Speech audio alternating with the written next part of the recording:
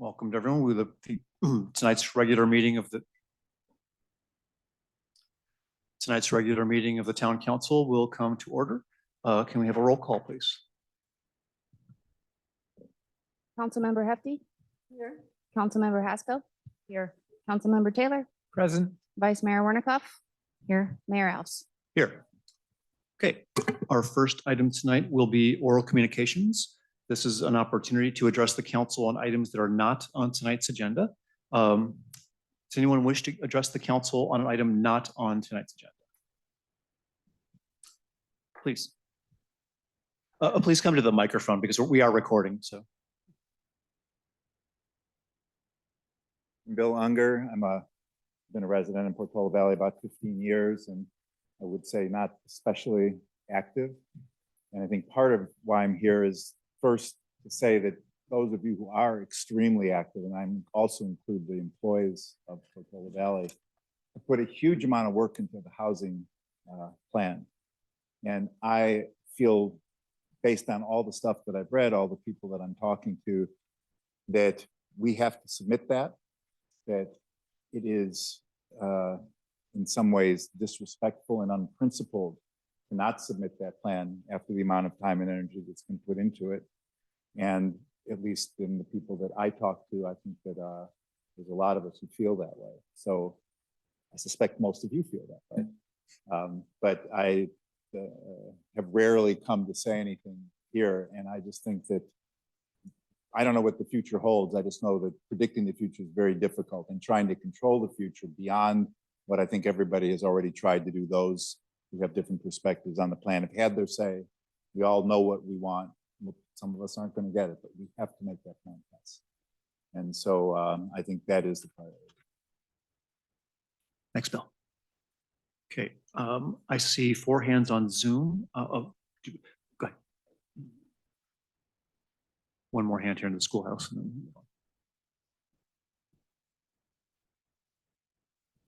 Hi, I'm Sarah Simbeck, and I just wanted to echo what I just heard. Really want to urge the council to submit this by the January 31 deadline. I was here in May representing, many of us were here in person in the last meeting, a few meetings ago. Everybody I know in this town feels very strongly that we need to get this submitted on time. Deadlines exist for a reason. We had some hiccups and we understand that, but now it's really time to get the job done. So just want to urge you to do that. Thank you. Thank you, Sarah. Okay, anyone else here in the schoolhouse? Okay, on Zoom, I see 4 hands.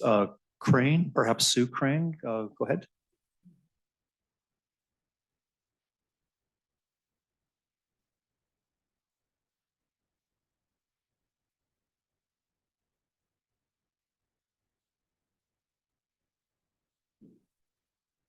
You can talk, but you'll need to unmute yourself.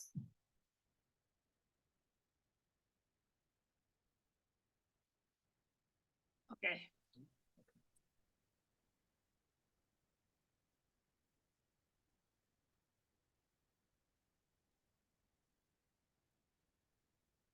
I think you're unmuted now.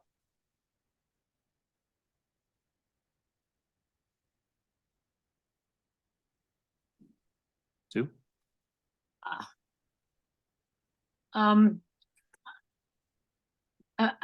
Jeff, I'm not,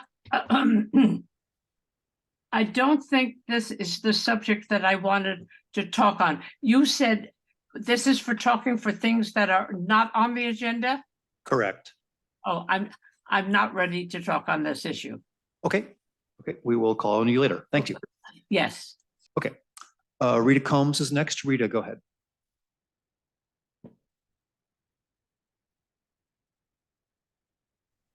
Hi, thank you for taking my comment. I just want to mention the electronics policy that was up for the couple of meetings ago and seemed to have been tabled and has not been back on the agenda. And, looking at a couple of the social media sites associated with our wonderful town today and yesterday, it seems that we really need that policy. It's way overdue, And I hope to see it on the agenda and resolved. You know, a lot of people in the community sent in comments and made public comments about it, but it has not moved forward. And I know it's been pending, which we have, you know, several things that are pending for a while, but it just seems the need during this crunch of a lot of things going on in the town that we have a stronger need for it right now. Thank you. Thank you. Carolyn Bertongan is next. Carolyn, go ahead.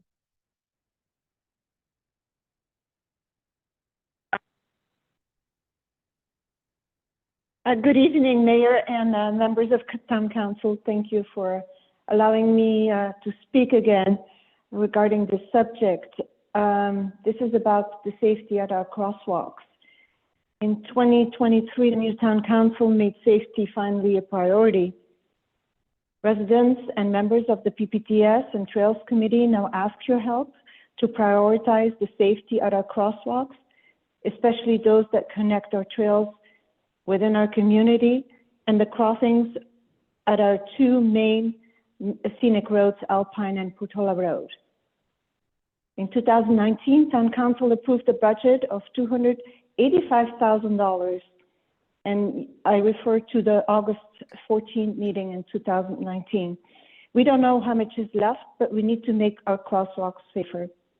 There are grants available at this time, and we hope we can count on your support to make that a priority in early 24.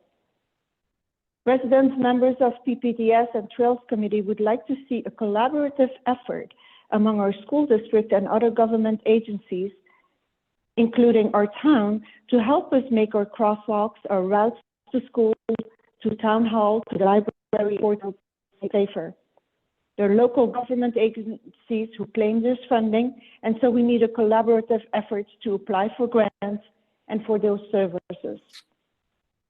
I hope that Town Council will do the previous successful efforts with agencies like San Mateo County, Department of Education, and CCAG to finally approve our crosswalks and public safety in our community. I also attached a summary of what has been done since 2017. I also included a previous successful program that was led by San Mateo County Education Department in collaboration with CCAG in 2013 and 2014, showing that there are safe routes to school maps since then. And the applications that we continue to get from the agencies show there is a map and proposals from CCAG where we can have the safe bike lanes and make the safe pedestrian lanes. So I hope we can make this as a priority. It's been a long time, since 2017, we started this process again, and we haven't reached much results. So I hope I can count on you to do that. Thank you. Thank you, Carolyn. David Cardinal has his hand up. David, go ahead.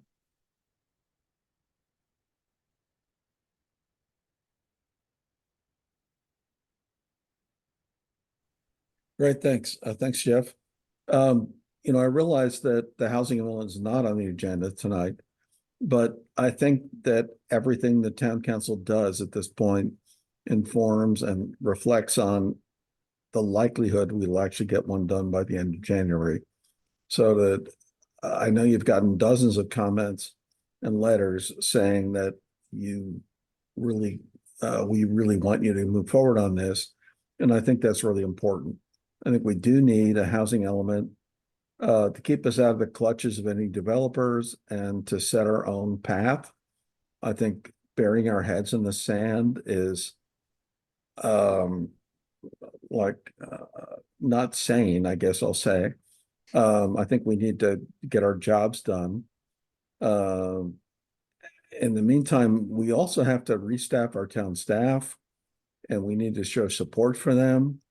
So people who are aggressively tearing down our staff in our town, and I won't name names, but I think that's just wrong. I mean, I think we need to be support. The town staff is great. You guys are great. I'd also like to see us clear the decks of pending litigation. I'd like to see the people who are suing us come out and say publicly what they're doing, what they hope to gain, and why they're spending six figures of our money. I'd like to clear the decks of that because that'll make it easier to hire people. So far, they haven't even said, publicly what they want. So I think that would be great. It's sucking down hours from our town council. It's making it chilling for people to serve on our committees. And it can't be helping recruit our staff. So plus threatening our town with lawsuits is not the way, I think, to achieve public policy. So I'm excited. I think we're going to have a good new 2024. And I hope we continue the rotational transition to mayor, and I look forward to having Sarah as our next mayor and one of our three new people, Mary or Judith or Craig, as a vice mayor. So I'm all on board. Thank you very much. Thank you, David. I see no more hands on Zoom. I see one hand here in the schoolhouse. John Silver. Thanks. I wasn't planning to speak on this, but I have to agree with what I heard Bill Unger and David Cardinal say. And having known everyone whose photos are on that wall behind you, with the exception of Milt Johnson, who was appointed to fill out 18 months of another council member's term, I knew all of them personally. Local control is important to the extent we can keep it, getting our housing element in an approved ASAP that's already a year overdue. That needs to be done. Also, I think if we can get the state to accept the idea of the sunrise provisions, there are exciting things we could do. If Portola Valley were to annex areas that I worked very hard to get put into our sphere of influence. Webb Ranch, part of the Stanford Linear Accelerator grounds, Jasper Ridge, which we wouldn't touch, and Ladera. Think of the affordable housing that could be put in the commercial area in Ladera if a second floor was added to many of those buildings. Think of how prime ag lands at Webb Ranch could be preserved, but housing could be tucked in the areas that aren't bottomlands. There are really exciting things that can be done where we could have our cake and eat it too, but not unless we really try to do it. And I've always hated the phrase, eat our cake and have it too, because you got to have your cake if you're going to eat it. But anyway, I digress. Anyway, thank you so much for your service. Thank you, John. I see no more hands in the schoolhouse or on Zoom. So thank you all. We'll move on. Our next item is the town manager's report. Sharif, go ahead. Thank you. Good evening, Mayor and Town Council. I would like to provide some updates for you all in the community. I do have a little bit of a structured statement here. I wanted to thank everyone who came out to the town meet and greet and coffee with the town manager. I thought we had productive discussions and it was great to see so many of you. I also met with most of our committee chairs and different meetings and over several meetings. And I also feel that our town hall has less clutter and is more open with some of the changes we made over the last couple of weeks.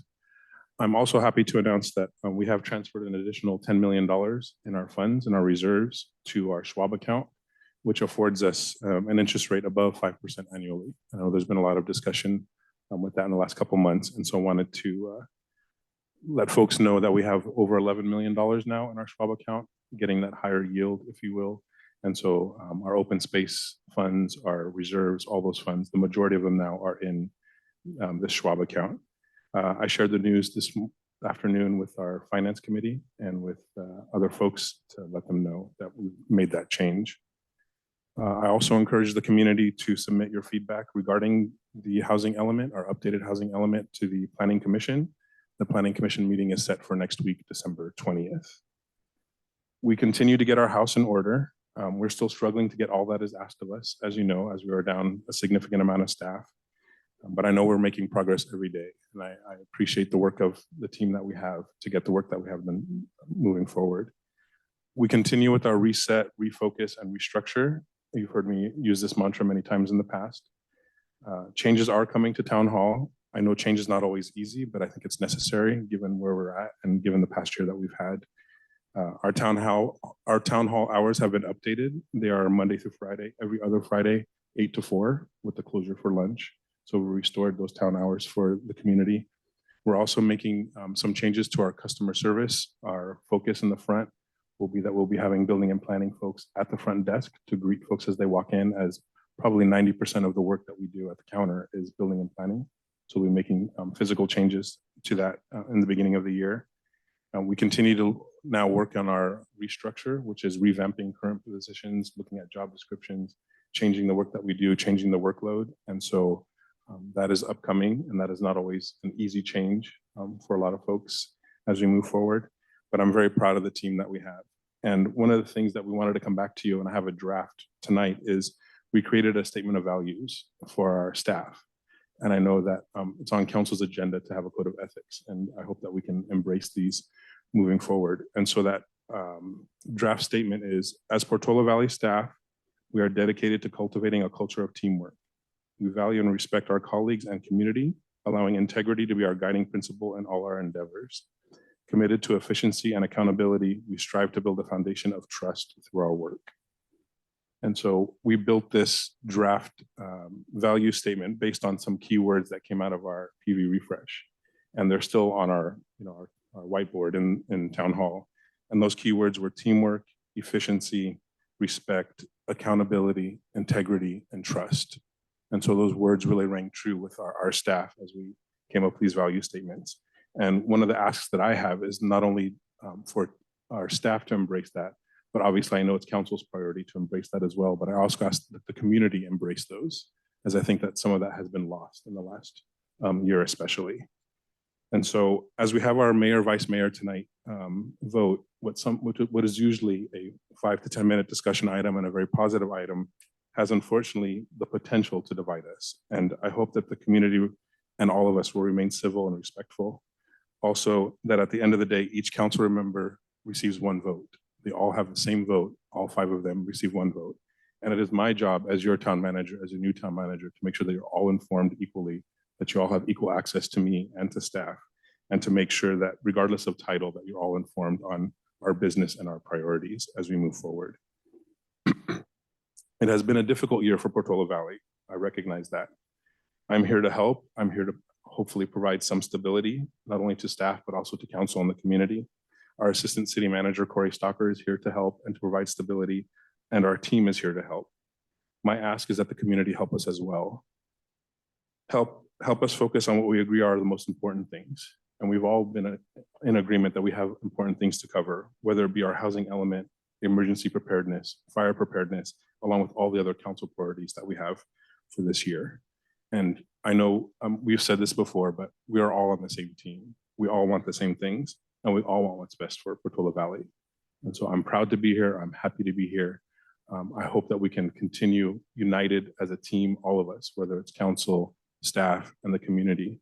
And disagreements and differences in opinion, I think, are always welcome. I'm speaking for myself.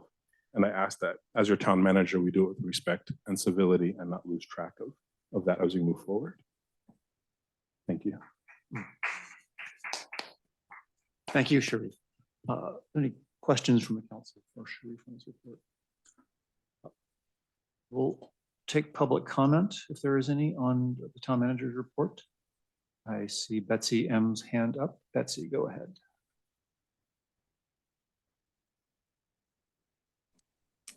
I really want to applaud what I just heard from the town manager. That was the nicest, most comprehensive, contentful report that we've received in my tenure of attending meetings. I would request, I thought it was so profoundly lovely, everything I heard, particularly following on the heels of the gathering that you hosted 1 week ago, which that too was such an emblem of solidarity and bringing people together around a common cause. I would like it very much if you would post your letter, your report to the town tomorrow, whether it be through PV Forum or whether in the regular Thursday weekly message. It was that good. Thank you so much. Thank you, Betsy.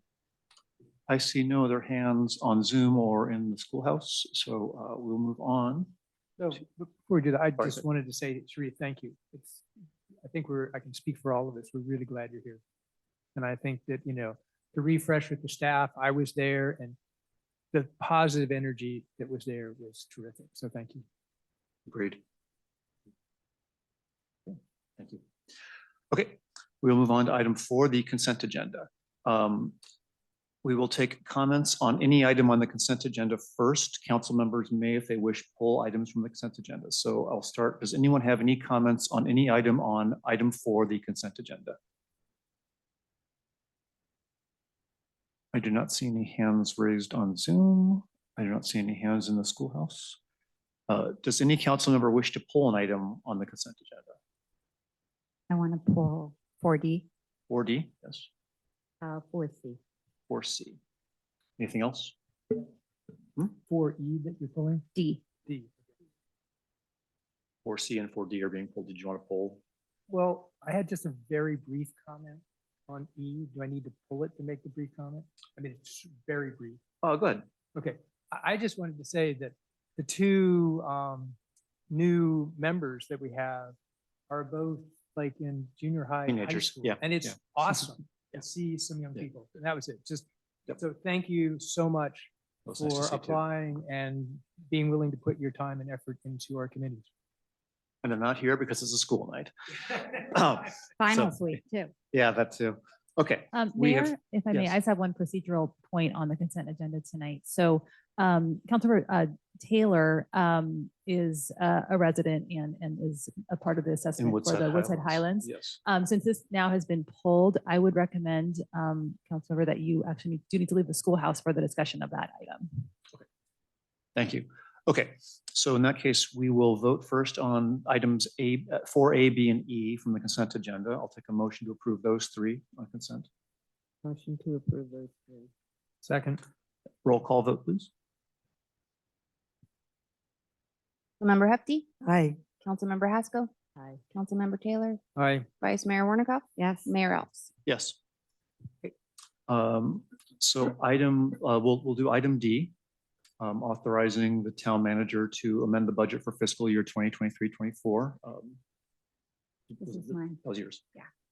So yeah, I just had some questions about this one, given that it was related to Jarvis and his legal expenses, and so wanted to and the item itself references the housing element, but I know he's working on pending litigation too, and so I was just wondering if you could share, Catherine, how much has been paid to him to date, and how much of that is part of for the threatened legal matter.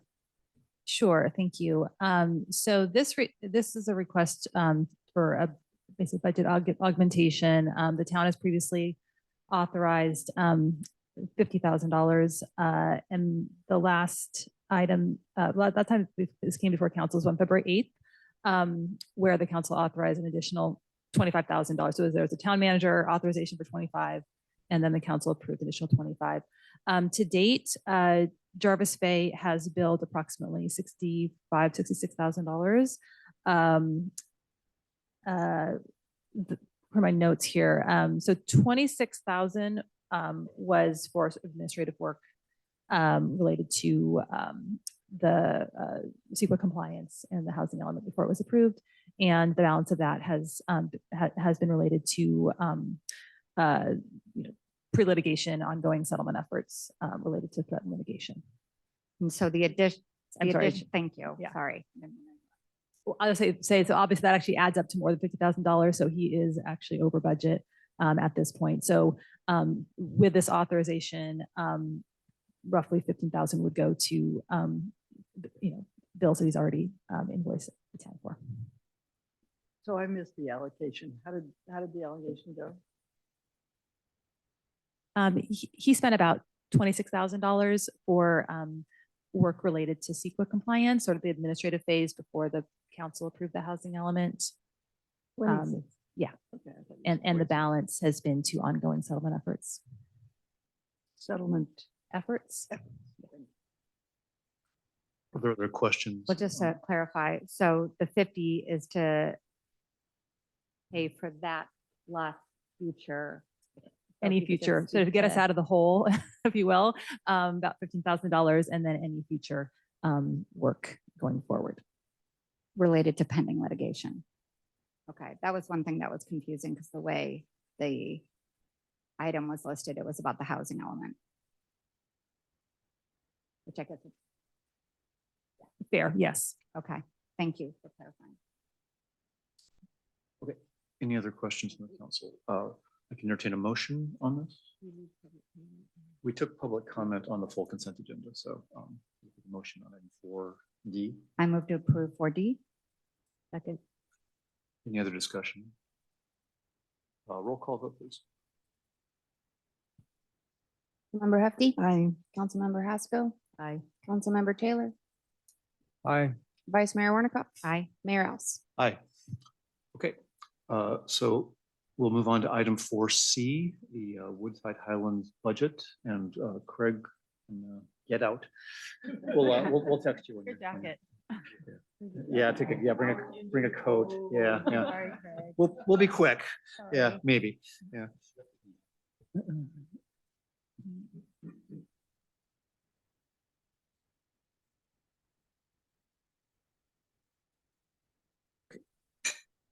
So I just need someone to walk through what this is, and I'm kind of interested in learning more about, where did this money come from? How does it relate to our overall budget? And is there an end in sight to this work, or is it constantly recurring? I don't have the context. Can you address that, Sherry? I will not pretend I know enough to answer this question, but we do have Cindy on Zoom that can help answer, and we also have members of the association that can help as well.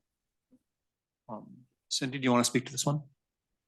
Sure. Yes. Thank you, Mayor. Good evening. I can shed a little bit of light, and then also, as Sharif mentioned, Jean Isaacson, a member of the Woodside Highlands Road Maintenance District, is also available for questions. This item is an item that we've been bringing forward annually. The funds related or that are available from the road maintenance districts is collected by way of property tax. There are two separate types of taxes, the regular parcel tax, as well as a special tax associated with the district. Essentially, what the town does is hold these funds for the maintenance district as they have projects that come up related to road expenditures. We assist in setting up purchase orders and preparing paperwork for the projects associated. And we've been working directly with the committee chairs to work on the available budget, revenues received related to the property tax, and any other reimbursements related to expenditures on these projects. So Cindy, it's an ongoing, like this is just expected to continue. The specific numbers will depend on the year and the amount of maintenance. Is that essentially it? Yes, exactly. So the maintenance that is handled on this within the district is solely organized through the committee. So our regular resurfacing project does not work on these streets within the district. Because these are private roads, right? Private roads. So they've have their own, some of their taxes, they pay an extra tax that just goes into a fund rather than our. We're sort of almost like just sort of the bookkeepers for them to a certain extent. Okay, that's what I need. Yeah, there's a history there. Okay. Any other questions on this one from the council? Okay. Jean is here. Jean, Jean's on Zoom from the Woodside District. Jean, did you want to say anything? Oh, can you hear me? Yes. Great, thanks. Yeah, Cindy's explanation was good. It might be confusing still to some people. So we were here long before Portola Valley Incorporated, narrow, roads back from the 20s and so forth. When the town incorporated, they did not accept our roads, and I think there are a couple other roads in the same situation throughout town. I think we're the only one who has a formal road. No, well, Wayside also does too, formal road maintenance district. So some mysterious amount of money comes to us through our property taxes. It's a little hard to understand, and we've actually never gotten a very clear explanation. And at some point, it was very clear we didn't have enough money by any means to maintain I think it's about 1.6 miles of roads. So we ourselves formed a special assessment district and tax ourselves, totally separate from property. I shouldn't say property taxes, but in other words, the town does not pay for the work on our roads, period. And I wonder if that was clearly made. We raise our own money and do our own work. And we have road cleanup days, a lot of community cooperation. People work hard and get out and we arrange pavers and so forth within our little budget. Okay, thanks, Jean. If there's no more questions, I can entertain a motion. Motion to approve. I'll second. Okay, do we need a roll call vote or do we? Yeah. we should take a look. Okay. Councilmember Hefty, Aye. Councilmember Haskell, Aye. Vice Mayor Warnikoff. Aye. Mayor Epps. Aye. Okay. Please.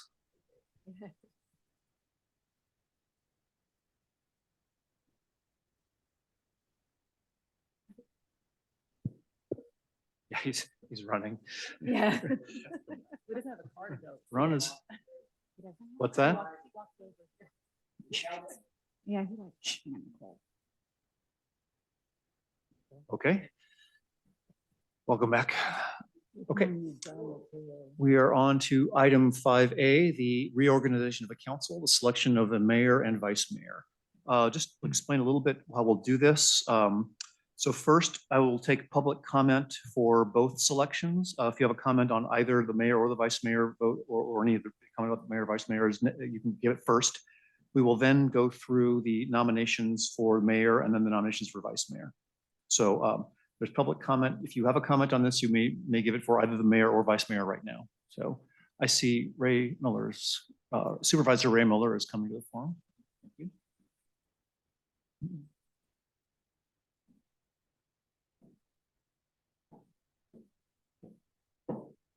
So I'm here this evening, Mayor Oss, to go ahead and congratulate you on behalf of the Board of Supervisors. So being mayor is a wonderful thing, but can also be incredibly tough. And when your city's dealing with something as difficult as what you find yourself in, you put yourself as mayor in the middle of that. And it's gut-wrenching, it's hard. You bring it home at night to your family, you carry it. And you've carried it this year for the city, working with your colleagues. And so at the county, I just want to let you know how much we honor that, how much we appreciate that. I have a certificate from the Board of Supervisors of Appreciation signed by all the board. And tonight, I just want to say thank you. Thank you.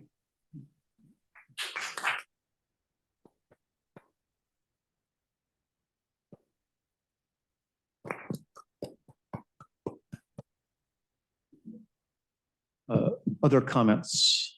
John Silver has his hand up. John, go ahead. Actually, I did the old fashioned thing and submitted the speaker slip, but because there's no written agenda in the back, nor one posted outside, I didn't know what agenda item number to write down. First off, I've got to second everything Supervisor Miller just said.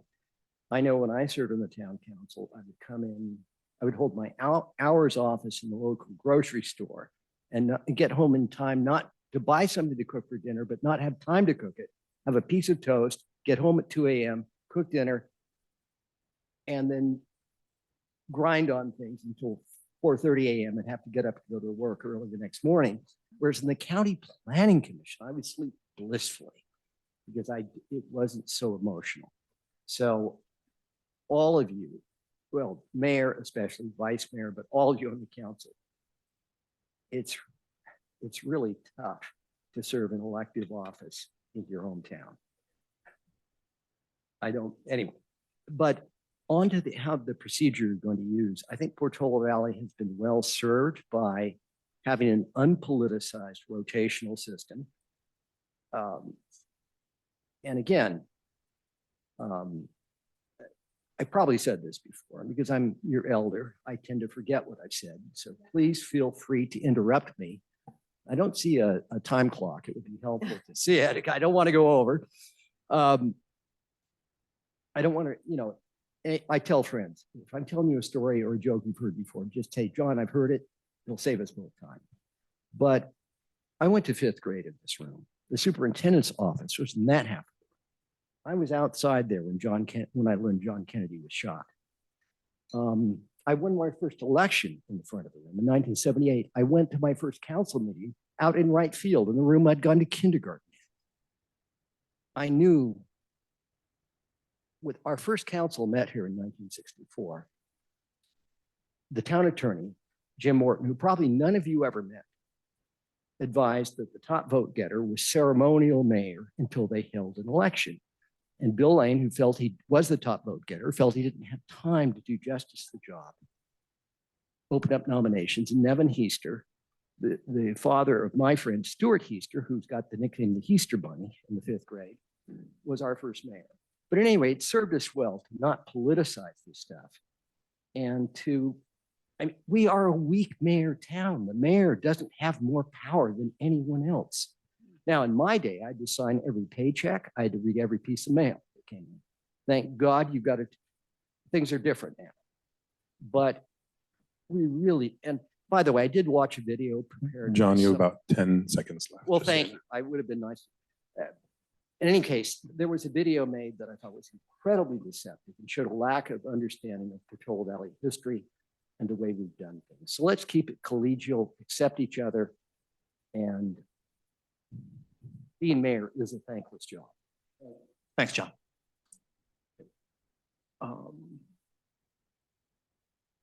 I see Randy has his hand up. Randy, go ahead.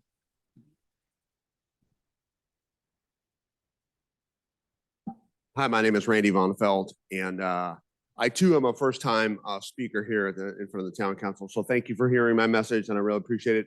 I just came to say thank you to Mayor Elves. Thank you, Jeff, for all the time you put in. I know it takes a lot of time and effort, and again, I repeat everything, or I agree with everything said before. I'm also here in support of Sarah Wernikoff as our next mayor. I think I wrote some stuff down, but I think it was listed off the values of this town listed off is describes Sarah to a T. I have done a lot of volunteer work with Sarah, and some of the things she does way more than I do. But in the time that I've spent with Sarah, I know her to be highly energetic, very focused on teamwork, building consensus, listening, being collaborative, and most importantly, getting things done. And I think that's a really important aspect of what we need in this town right now. And so I'm here in support of Sarah.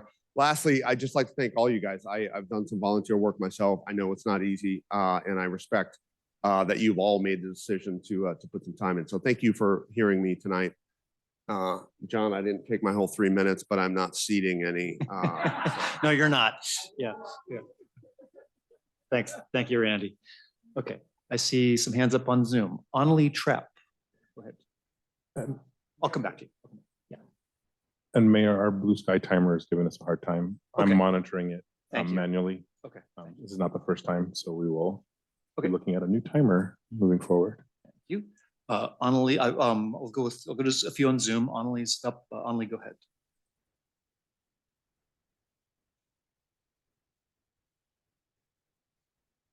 Okay, am I on now? Yes. Okay, I'd like to speak in support of Sarah Wernikoff becoming our next mayor. She has shown such exemplary leadership during the time that she has already been on the council, and we need her to really step ahead and be able to go for whatever our town needs in the future. I've been watching town council meetings for many, many years, and I know that there are a lot of very difficult issues that have to be worked through. Sarah's knowledge of the laws that the state as well as our town have to comply with is just really incredible.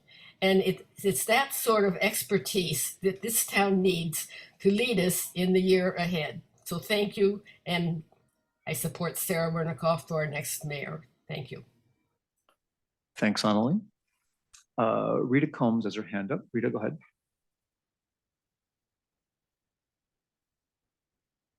I want to first thank everyone for their service and their commitment for the past year. I know this is a volunteer job that comes with a tiny stipend or whatever, but really It appreciate doesn't, all the for hard the record. work that all of you have put in. Last year, the person that was vice mayor did not become the mayor by their own choosing, Sarah, and a process moved forward to have our current mayor situation, vice mayor, happen. Most of our town residents had left the meeting soon after that first election discussion that evening and were not aware that another vote happened around midnight that evening. I hope that the process this evening can be made clear, and I ask if the town attorney can please explain what the current process is, because it was lots of questions and confusions, and one of the members that's on the dais tonight was not in person, so it was not as clear, not as clean as it could have been, and I really hope that we can be a little more transparent and maybe understand what our rule is, what our policy is. That would be very helpful for the residents. Thank you. Okay, thank you. David Cardinal has his hand up. David, go ahead.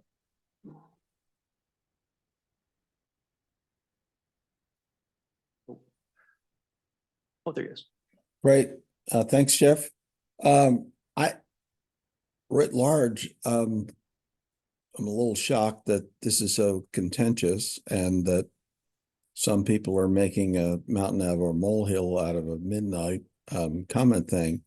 But, you know, I think the comments tonight, I already sent my general comments in, which is, I think Sarah is amazing.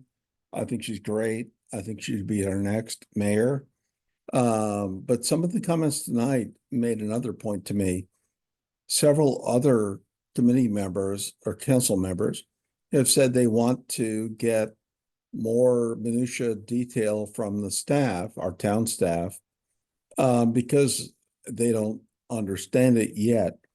One thing I love about Sarah is she doesn't have to ask that question. She's already worked with everybody on the town staff before the meeting. She understands our town's position and her position and their position. So the idea that people need to get to the town council meeting and then kind of like throw it up in the air and say, what do you know? That's not effective. So I love Sarah's hard work and detail, and I think tonight was an example of that. So thank you very much. I think I'm all in. Okay, thank you, David. Carolyn Vertonghen has her hand up. Carolyn, go ahead.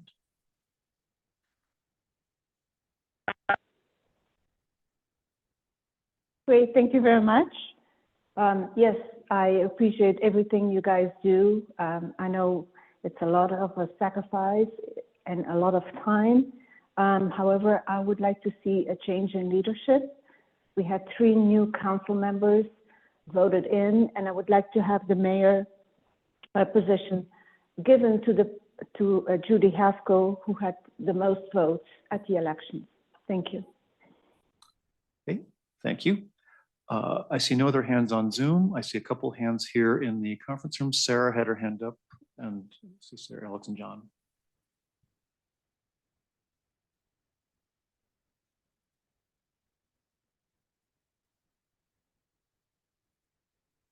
Sarah Simbeck, I feel like now I have the obligation to say I have lived here for 18 years. And I've loved Portola Valley, and I'm also spent most of my life in public service and nonprofits. So I'm very much in appreciation of everything all of you do. And I think I have an understanding of what it involves and the downside kind of to serving in public. And so first I want to thank you, Jeff. Your leadership has truly been amazing. Your steady hand, your judgment, your civility, your ability to hold this town together, frankly, through some really tough times. And I mean that very earnestly. I'm just really in awe of what you've done and very appreciative. And I know I speak for a huge number of people in this town when I say that. So I want to start with that.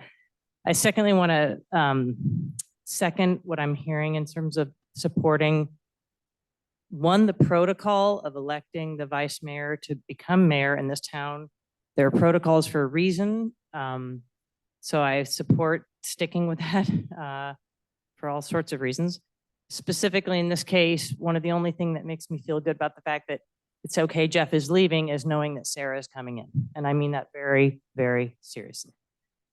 Sarah is one of the most intelligent, hardworking, fair people I know. She has served in, I can't even count how many positions of public service in this town, outside of this town, never asked for credit, is incredibly humble, and has an attention to detail, an ability to manage detail that I think is frankly unequaled. She's my absolute, we should be honored to have somebody of her caliber willing to continue in public service and willing to support this town. So thank you. Thank you. John Goulden is coming up. Thank you, John Goulden. So it's my understanding that when we vote in this town, we vote for town council members. We don't actually vote for the mayor, and we've had a process over the years that gets circulated. I don't think sort of trying to change our electoral process on the fly because some people have some particular concerns at the moment serves us well. If we were going to do that, we could do that and look at it overall. I do like the fact that, in my understanding also that the group, in this case, the town council, as a group decides who is going to move forward. And it's not preordained. We have kind of a tradition on that, but we certainly have made changes to that over time as necessary. And I'm on the planning commission. We made a change on that last year because we were going to have both the chair and the vice chair need to recuse themselves on a particular project. So we switched the order around. But when it came back to this year, we said, oh, the person who would have been vice chair gave them the option as to whether or not they wanted to be chair this year. And that's something we could do as a group. And I'd like to see the same thing with yourselves, which is as a group, yeah, maybe you follow tradition, maybe you don't, but it's something you guys decide. It's not something that's being voted on by the public. Thank you. Thanks, John. Alex von Feltzer.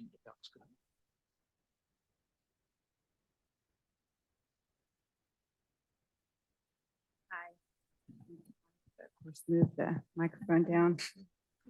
Let's set it up. So probably a lot of what I'm going to say is a little bit repetitive from what you've heard, but I think it bears repeating just for emphasis, if nothing else. So first off, thank you, Jeff, for your year as mayor. As others have said, you dealt with a year of change. I mean, all the departing staff, our new staff, the housing element. And throughout all that, I really appreciate your thoughtfulness in challenging issues. I also appreciate your kind, positive demeanor that always comes across, even when you can get a little frustrated. It's still doing a very positive way. And I think you really are the epitome of civil discourse, and hopefully that we can model that for our community. So thank you. Thank you. Yeah.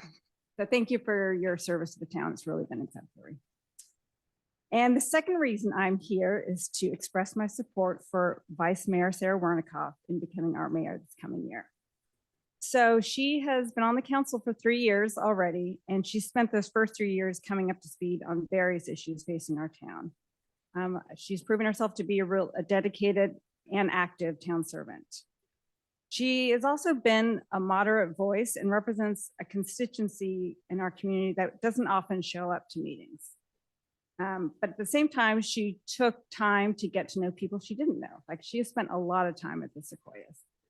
And she even, I think one of the best examples is how she developed the Founders Award for the lifetime contributions to the town. So it was really a nice way to honor those that have come before us and all the work that they have done. Her strengths are well suited, I think, to help our town realize the vision that our town manager, Edmund, has laid out in the November meeting. Specifically, building and supporting a cohesive staff, creating and adhering to our updated financial processes, and understanding the importance of prioritization and that our staff and volunteer capacity is limited and there are essential functions that need to be complete in this town. So in summary, you've heard that Sarah is very efficient and pragmatic, and probably you've all had experience with that. But these traits, I think, are really essential in the coming year as we work through these challenges. And I think she'll be great at recentering our town management towards meeting the needs of our residents, or at least most of our residents. So thank you. Thanks, Alex. Are there any other hands here in the schoolhouse? We are discussing both. This is public comment for either position.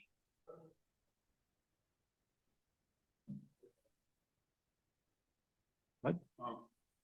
I wanted to say, I'm not objecting to the election of Vice Mayor Warnikoff, Mayor. I believe it's foregone. Although I do want to point out to you that in the last election, we had a record turnout. We had the highest turnout in the county. And I believe that was a result in part of the local political organization that was unprecedented in Portola Valley and a shock to quite a few people. But it's to reach, half of the homes in Portola Valley have turned over since 2009. We have a lot of residents that are not informed and not participating. It's a different culture. And so to reach them, you need to raise money. And so there was an effort to reach out to voters that involved raising money. And it worked. We had a record turnout. Everybody had their own opinion. I assume everybody that voted was well informed and had a good opinion, or felt that they had a good opinion for whom they were voting for. And I want to point out that Judith Haskell, according to my calculations, received 9 out of 10 ballots cast were for Judith Haskell. And I think I attribute that to the fact that Judith is not a member of any tribe. She's independent and thinks for herself. And I think that's what was appealing to everybody, feels boxed in. And so I just want to say that if you do not elect Judith to be vice mayor, that would be a grave mistake. Okay, thank you. Thank you, Ron. What you already spoke, John, sorry. Okay, I have 4 more hands on Zoom. Maida, go ahead. You hear me now? Yes. Okay, great. Thank you very much for recognizing me. First, I, like so many others, I want to start by thanking the council, especially the 2 holdovers from the last council, because you have been through an extraordinarily difficult time of conflict. And Jeff, your leadership throughout, I think I've written to you about that, has been even-handed and confidence inspiring. And so deepest thanks for that. However, I note that in the last election, a new series of council members were elected. And as the person before me just said, Judith Haskell received the largest number of votes of any of the candidates. And apparently, most of the people who voted, many of the majority apparently voted for her. I haven't done that math analysis myself. But based on our recent history, which I think it's a mistake to gloss over, although we are definitely moving on under a new set of leaders, and I'm very grateful to our new town manager and the new staff that I know he'll be hiring. I do think it is a big mistake not to keep in mind that we have been through a period of mismanagement. And as a former corporate finance person, it's hard to believe really some of the things that I understand were going on for years.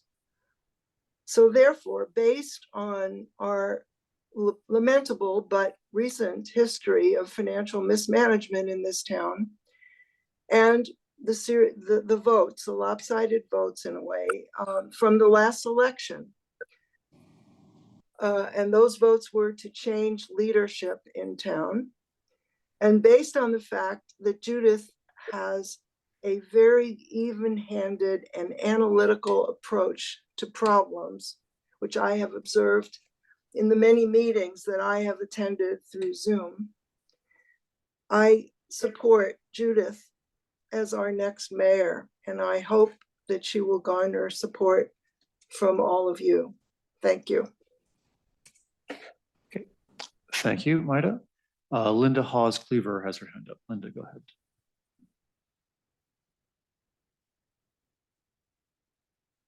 Now, can you hear me? Yes. Thank you very much. Thanks to everyone who serves.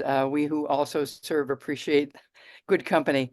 I've just found myself wondering how or if our values differ or are the same, those who are calling for change and those who are calling for tradition.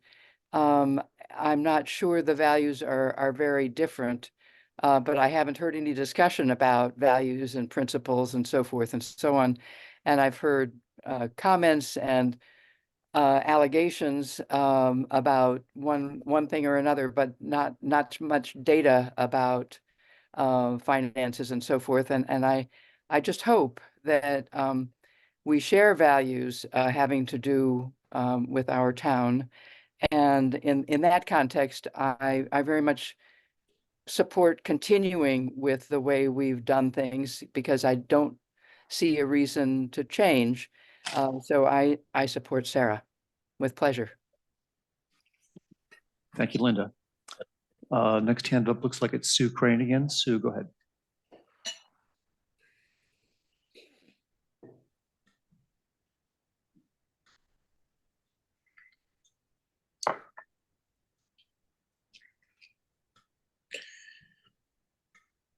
Sue, you have to unmute yourself.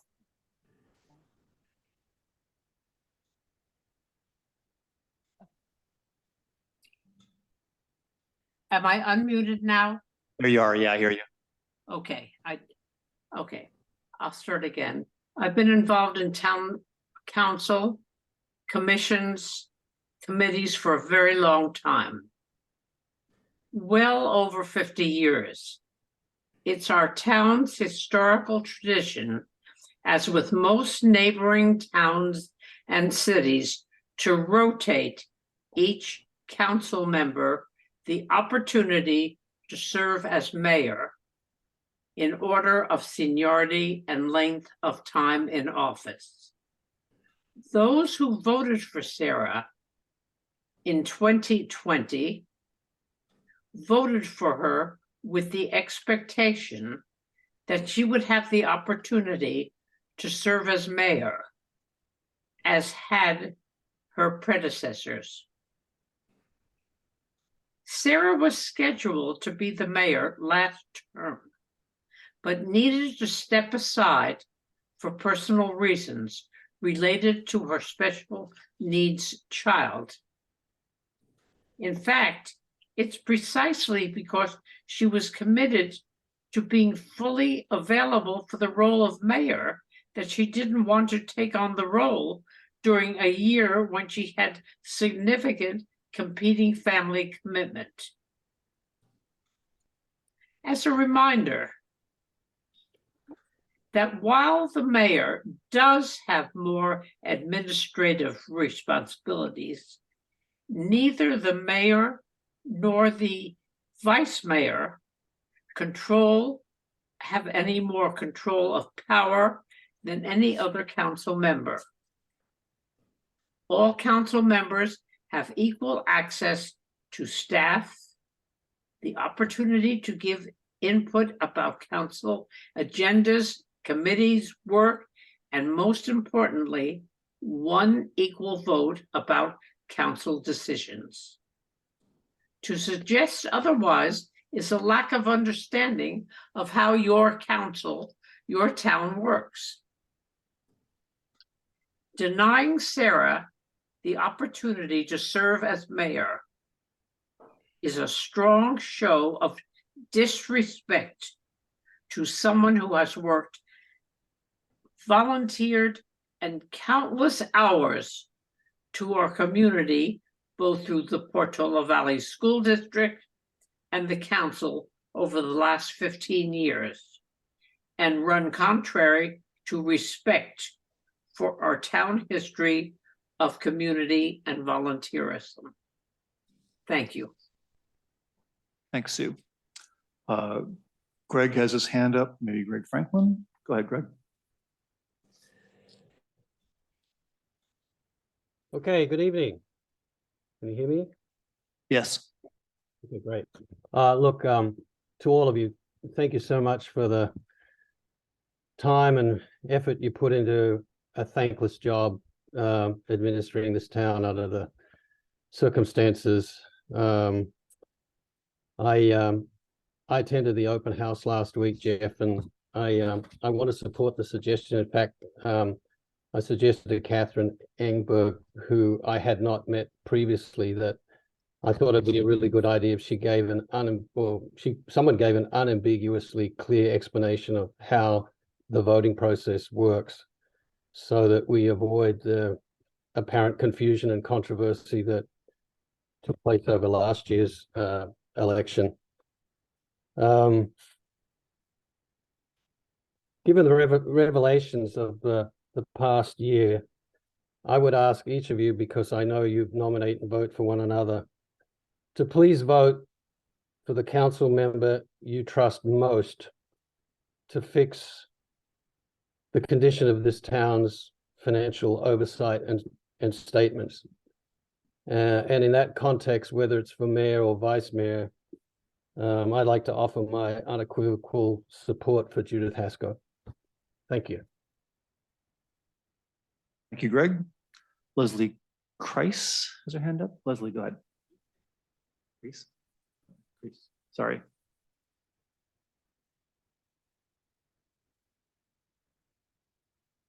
Hi, can you hear me?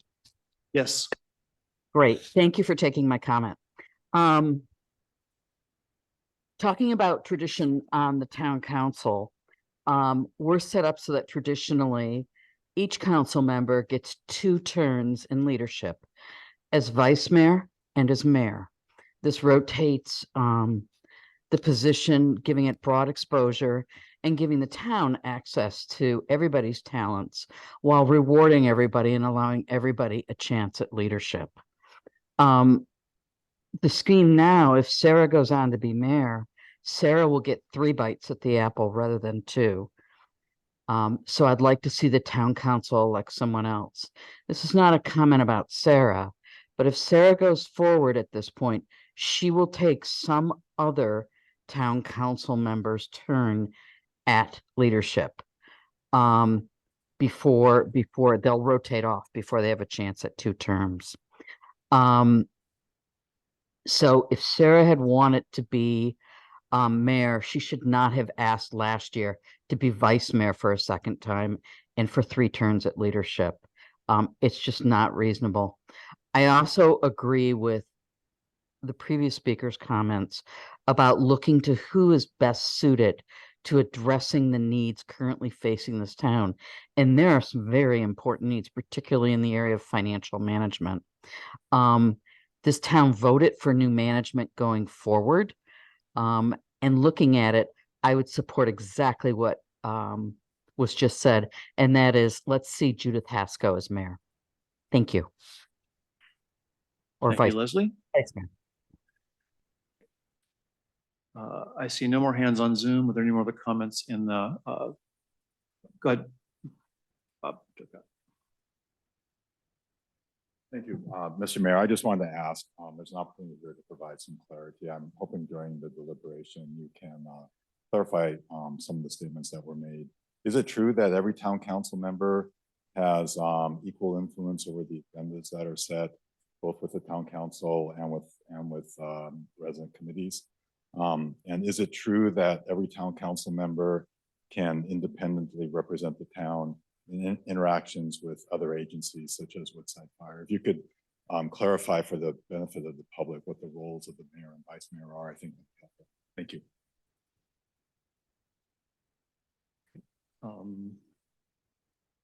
Are there other comments? Christy Corley has her hand up on Zoom. Christy, go ahead.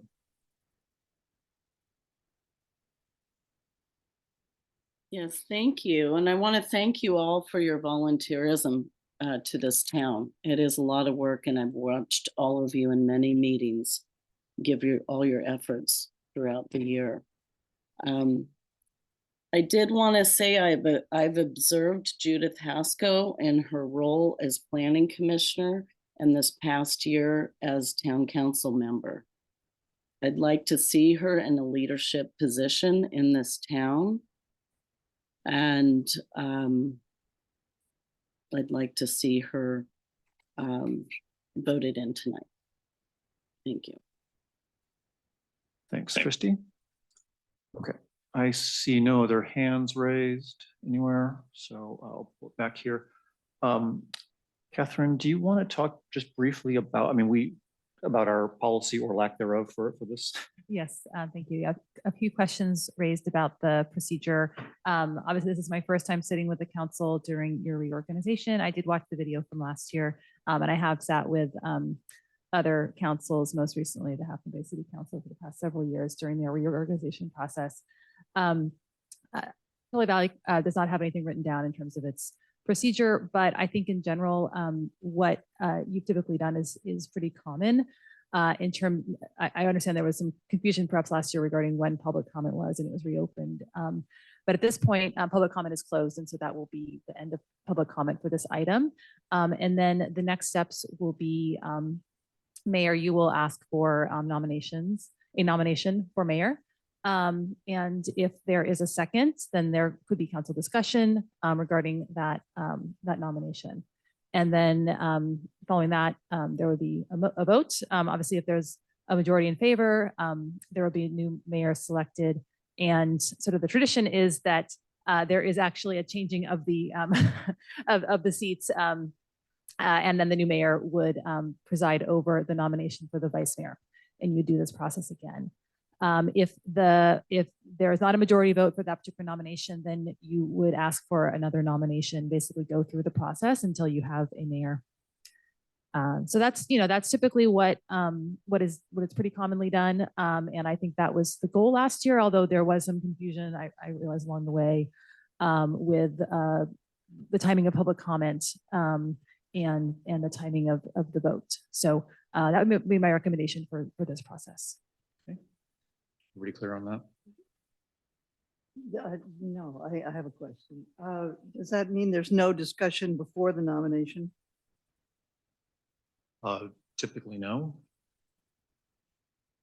Yeah, of the problem of the situation. Many people have raised issues with governance here. And I think it's time we had a discussion about governance. I guess I would be mindful of sort of how this is agendized. This is agendized for selection of mayor and vice mayor. So that's a topic for this item. So I just want to go too off track in terms of on the agenda. Obviously, there are opportunities for discussion of governance, and I do understand that the council does hold an annual retreat or priority setting, and that might be a good opportunity for those types of discussions. Okay. I do have a request if Sarah and Jeff can if you're comfortable, just say what you do. Like if the premise is, Yeah, you know. Yeah, I'll like answer day-to-day, Bob's I question. think it Yeah. would be very helpful, just Yeah. not formally, but informally, what's the deal? yeah. So, I mean, the main things, you obviously, you chair the meetings. We meet with town manager and assistant manager every week, and we do actually go over the agenda.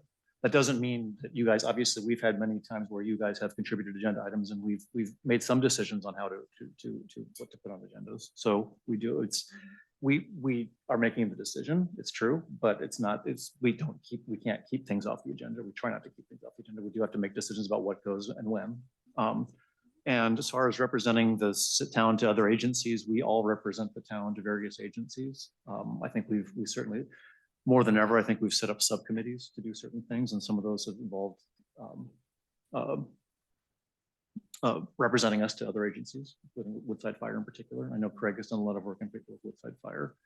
We all do that on sort of an ad hoc basis, so it's certainly not, no one's excluded from that. I guess the main things are just, running these meetings, and then just you spend more time obviously with staff. Just per the Brown Act, only 2 of us can interact with staff regularly. So yeah, you have a little more influence over that. And the mayor and the vice mayor are both in the. Yes, yeah. Yeah. Is that? I'd love to Please, clarify please. from my perspective. So from my perspective, there is a weekly mayor vice mayor meeting, as Jeff just said. Prior to me being vice mayor, I still met with Jeremy weekly. So there's no reason, whether you're in that one meeting, you can meet with staff as much as you want. And I met with Jeremy all the time my first year, I will say. And so there is a scheduled mayor vice mayor meeting. The roll forward is reviewed in that. Other than the last couple of months in my time in this role, the roll forward was always published by Jeremy. When I was not vice mayor, I would see the roll forward, I would review it, I would ask questions about it, I would meet with him about it. So from my lens, I feel like as vice mayor, I sit in that meeting, but I still did those same things when I wasn't vice mayor. So in terms of the things, Jeff certainly as mayor this year, particularly because of, the staff turnover and those kind of things, you've had meetings that the vast majority of, I was not in those meetings. I was in your mayor, vice mayor meetings, but I was not in any of those meetings. Yeah. So from my lens, having sat as not vice mayor and as it's because the only delta was a scheduled 1-hour meeting. And I still took advantage of identifying time to spend with staff before I was in that role. So. Yeah. Okay. Okay. Okay, so with that, we are on to, we can nominate, second, and vote. I will, actually, we'll just take the opportunity. I would like to nominate Vice Mayor Wernickehoff as our next mayor. I bet. I think the chairman should not be starting the nomination. So it is not unlawful or for the. It's just not gracious. Okay, so do you mind withdrawing that? I will withdraw the nomination. So let me start before I do a nomination, just to thank you for the last year. It's been a pleasure working with you. And it's been a tough year. So thank you for doing it again. I really do believe this should be an apolitical process. And because of that, I will nominate Sarah Wernickehoff for mayor. Okay, thank you. Okay. We have a nomination, a second of Sarah Wernickehoff as mayor. Any discussion?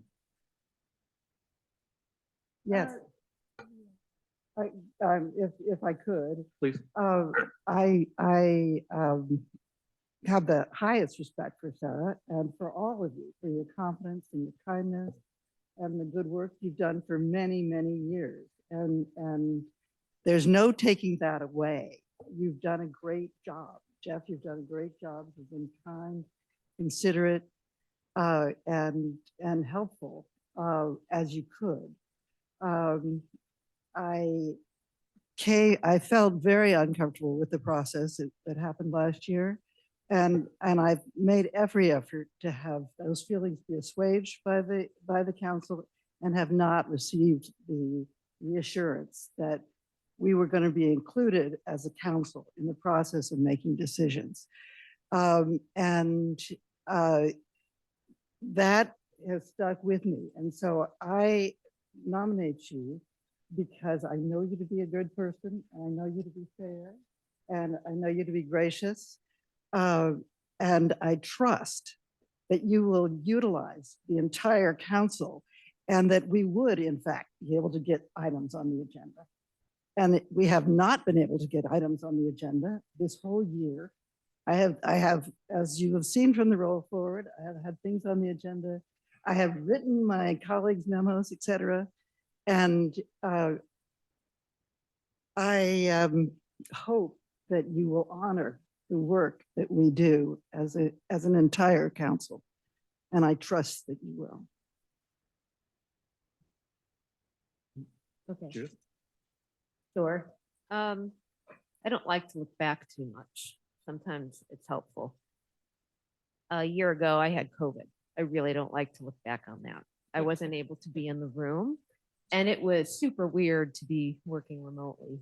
Yeah. So I look back to that, and there was great question for me how things would work. Would they work? How would they work? Would they work okay? Would there be discussions that were, tough? Would there be discussions that were easy? We saw everything, but I do want to thank you because you've done this three times, and it's really, really, really tough. No one trains you. There's no manual to look at. That's why we're asking these questions. What do you do? Because there's no manual. And it is super tough given the election that we had. It was a time of change. I do want to look back and say there were a lot of divisive comments a year ago. I reject that. I actually have been super impressed with how the five of us have talked, frankly, through tough issues and supported each other when we heard the full story or disagreed, but that's okay.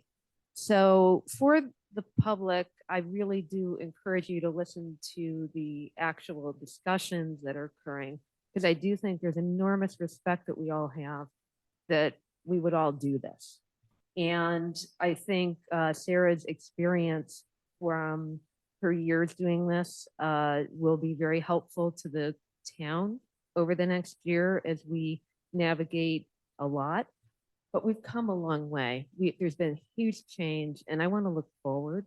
And I really think there's a great opportunity to put things in a more productive role, because if we tap the resources and the good energy in the town, I think we'll be much better off in a year's time than we are now. And I think we're much better off in many respects now than we were a year ago. So let's look forward, and I support that nomination. Thank you. Okay, if there's no other comments, then we can vote. We are voting on Sarah Warnikoff for mayor.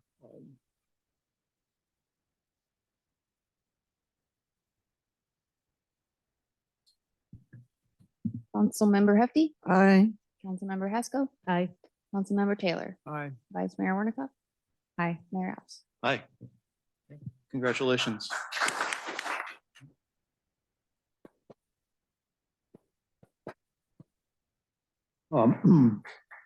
So before I vacate this chair for the third and final time, I would like to thank a few people, namely mostly my colleagues here on the council, our staff, old and new. It has been a difficult year. A lot of things changed over this year. We did not get as much done as I would have liked, for obvious reasons. I think we have worked together. I hope I have shown patience. I believe we have all shown some patience here. I want to thank everyone. In spite of everything, I actually feel like we are putting the pieces in place for a much better path forward and a better future for everyone. So thank you all for being part of that and for your continued patience. And with that, I will leave the chair.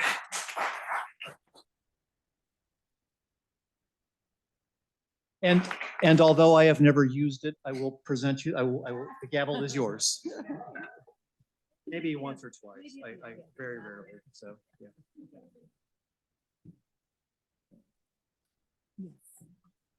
Swap the names in. Actually, no, Gavel, huh? I know. Would have been easier to move the gavel. Yeah. Yeah. Done that. Thank you, Catherine. So Just so no one's confused. So with that, I would love to accept the nomination for vice mayor.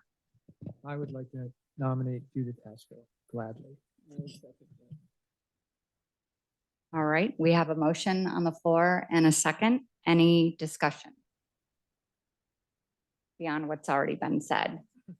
I didn't get an opportunity to make remarks before, and I just want to say I absolutely agree about the spot that we are in this process, and would echo absolutely the words that you comment on.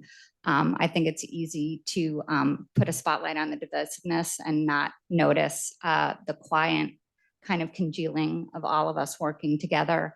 I really appreciated hearing Sharif from you about the vision for the town in terms of teamwork. And I think that that's what we're all working towards. So I am delighted to take it to a roll call vote. Councilmember Hefty, Aye. Councilmember Haskell. Okay. Sure. Yes. Councilmember Taylor. Aye. Do I do Mayor Warnikoff or? Yeah, Councilmember Elves. Aye. And Mayor Warnikoff. Yes.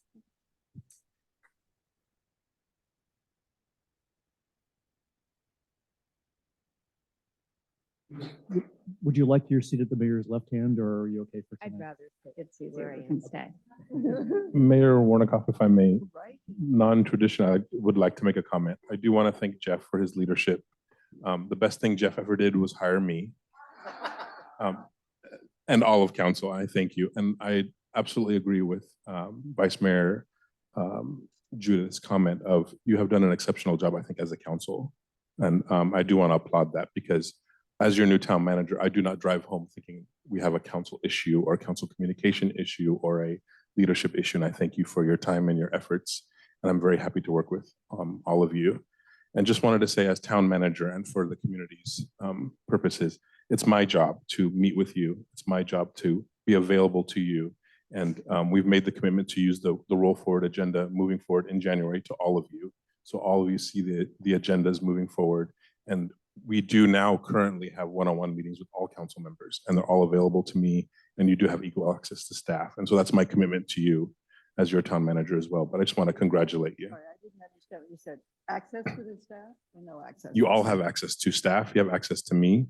And so we will continue that. And whether it's one-on-one meetings or the vice mayor meetings, but especially that roll forward too. So we all have equal access. And at the end of the day, you have each member gets a vote. And so I'm committed to help this group, but I do, I'm very pleased with what you have done as a group, as a council, and how you supported us and staff. And we are on the same team. And thank you and congratulations, Mayor and Vice Mayor. Thank I do you. have one question, which is how does one get something on the agenda? You talk to me and you talk to your fellow council members, and we'll get that on there. Responding to your comment about the roll forward, because I've had things on the roll forward for years. We can talk about that for sure. Thank you. So before I move on, I have to have my opportunity to thank you, Jeff. It has been said over and over, but I do want to reflect with everybody that,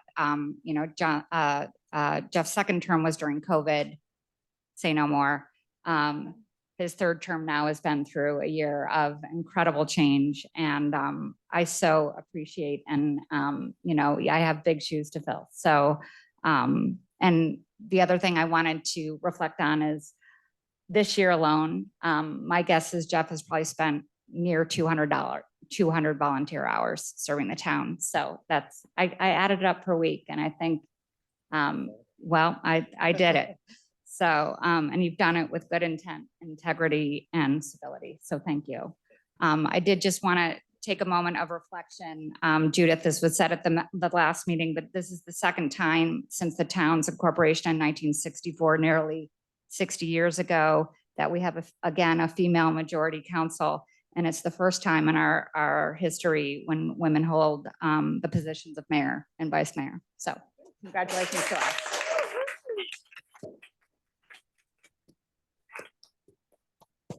Slow but steady progress. Okay, so with that, can we move on to item 5B, Affordable Housing Fund? And those who are here, feel free to, no awkwardness, feel free to you're definitely welcome to stay, but.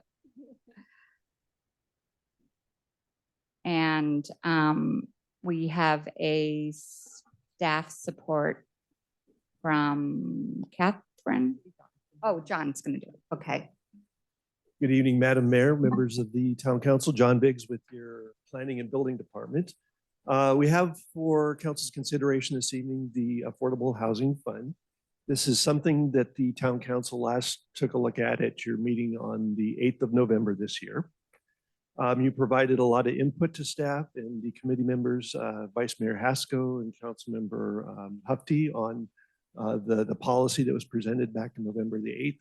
And those are reflected in the policy that is in front of the council this evening.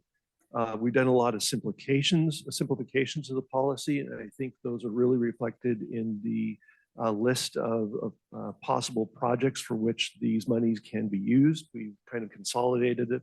Then they were in a couple different locations in the policy you looked at back in the 8th of November. This policy is really a guidance policy. So the city council or the town council has its full discretion when it's considering how they are going to fund requests in the future. And there are a couple of checks on those requests. There's the initial request that the council will take a look at when someone does come forward with a funding request.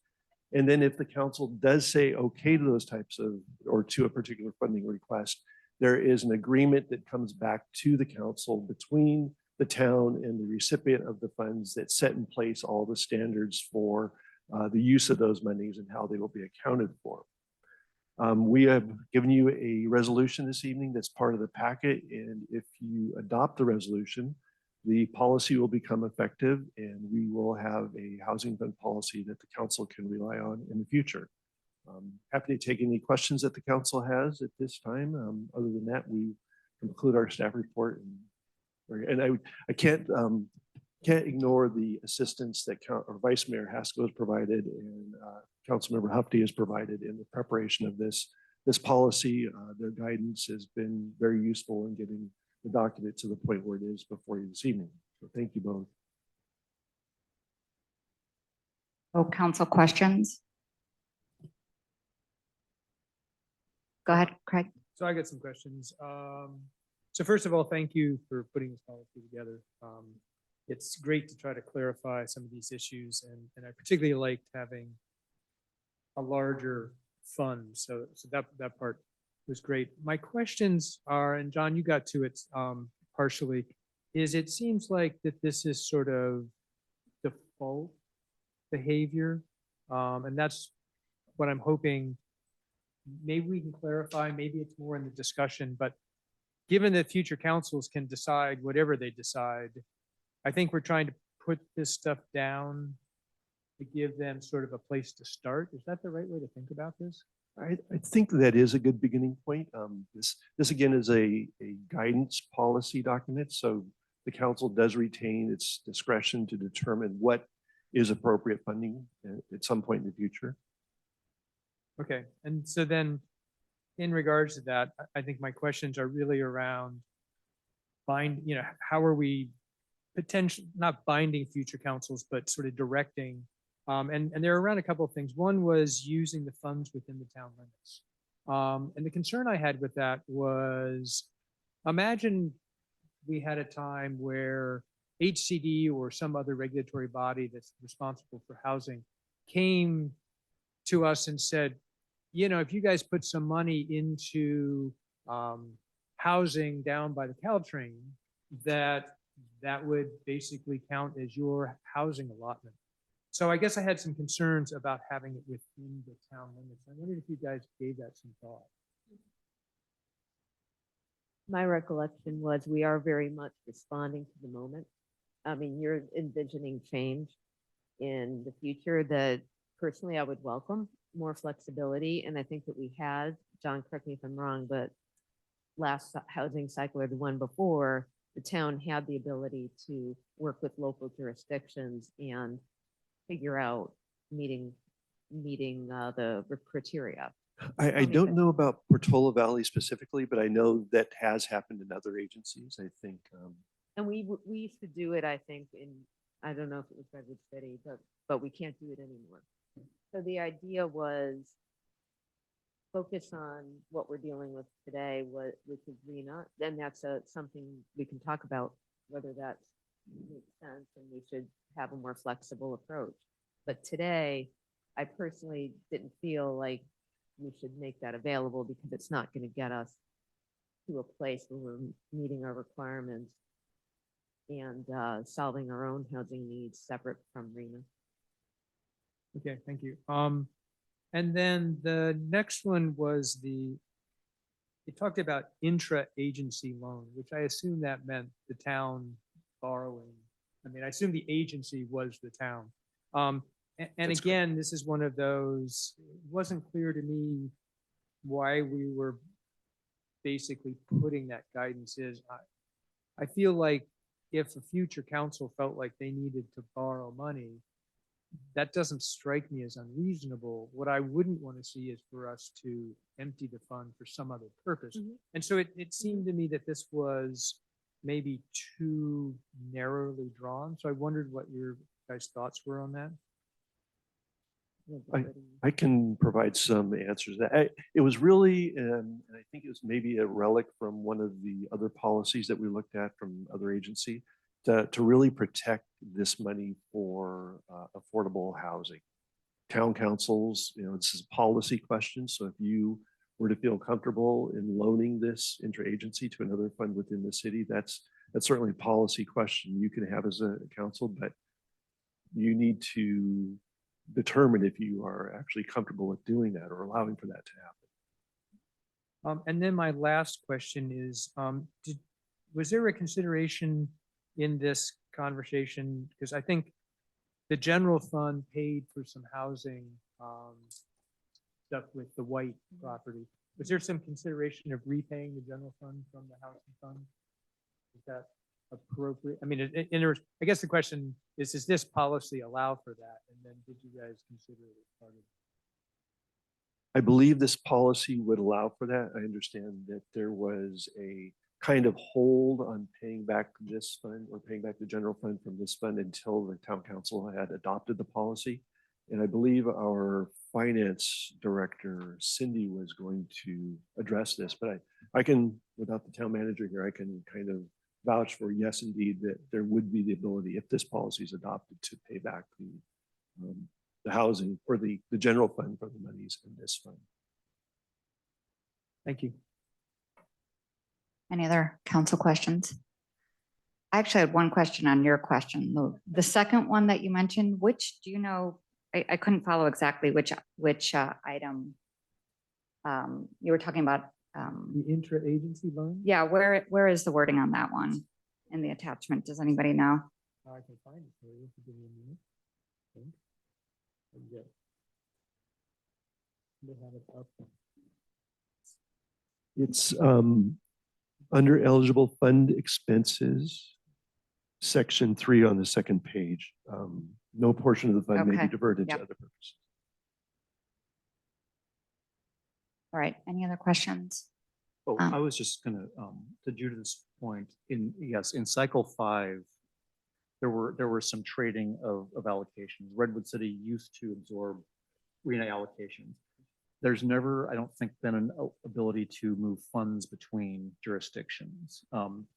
Kevin Mullen, when he was still an assembly member, actually put forth a bill trying to sort of allow for some sort of something like that, and it was basically shot down in Sacramento. So I agree with you, though. It's not reality now. If it becomes reality, we might consider revisiting it. If no more questions, we can take public comment. I don't see any hands raised in the schoolhouse. Dave. Oh, missed it.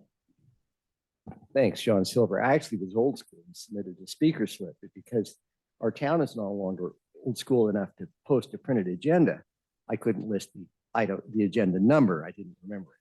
But anyway, I just actually have one question for staff and perhaps a comment afterwards. As I recall, there's a section about the possibility of using money from the Affordable Housing Fund to subsidize affordable ADUs and perhaps some other things, and that those would have a deed restriction that would run for 55 years to keep them affordable. Why not in perpetuity? Is there any reason for that? Because I don't think we know that 56 years from now, we're not going to have a problem with affordable housing. If we do, we can cross that bridge then. And anyway, if you can do it in perpetuity, it really ought to be. I worked for that when I was on the County Planning Commission, and it was shot down, unfortunately. But, you know, people are, after we're gone, after I'm gone, there are going to be people who still need affordable housing. Thank you. Thank you, John. One more in the schoolhouse. Ron?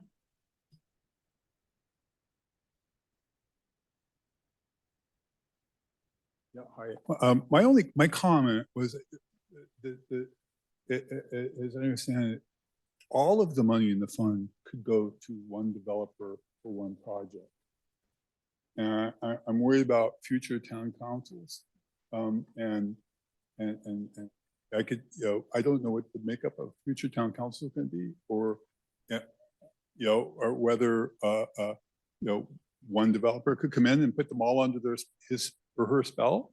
But I think it should be based on, first of all, there needs to be safeguards in place that the money only goes, if it's a multi-market rate, mixed market rate, and low and low below market housing development, that the funds are only go to the below market housing proportion. And also maybe you want to put in percentage caps. You want to look at what is the actual development cost of each of those affordable housing units. And maybe you want to have, maybe that needs to be presented to the town, and the town will cover X percent of that. I don't know what that percentage needs to be to make it attractive to developers, but that's something that needs to be figured out. That was my concern. I just wanted to bring it up. Thank you. Thank you. Zoom, hand raised by Dave Cardinal. Hi, Mayor Sarah. Thanks. For starters, in almost 20 years, we, as far as I know, have spent $0 from this fund for a variety of reasons. So I'm not sure that making it harder is our biggest challenge.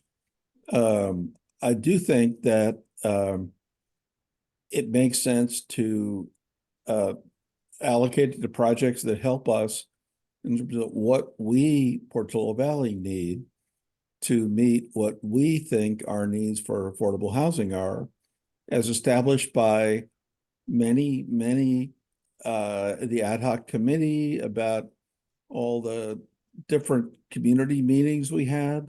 We've agreed time and time again that we need more housing for our kids, our workers, senior citizens. I'm all for that. Now, to the extent they help us align with HCD, I think that's great, because we need to do that. I get that. That said, I am totally opposed to spending any of the money to like bribe other towns to build housing in our stead. I think that's a travesty. So I'm totally not for that. So I think it's great we have this money, and we've tried to spend it for 20 years, and it'd be great if we can find a way to do it in a productive way. Thank you. Thank you, David. Christy Corley.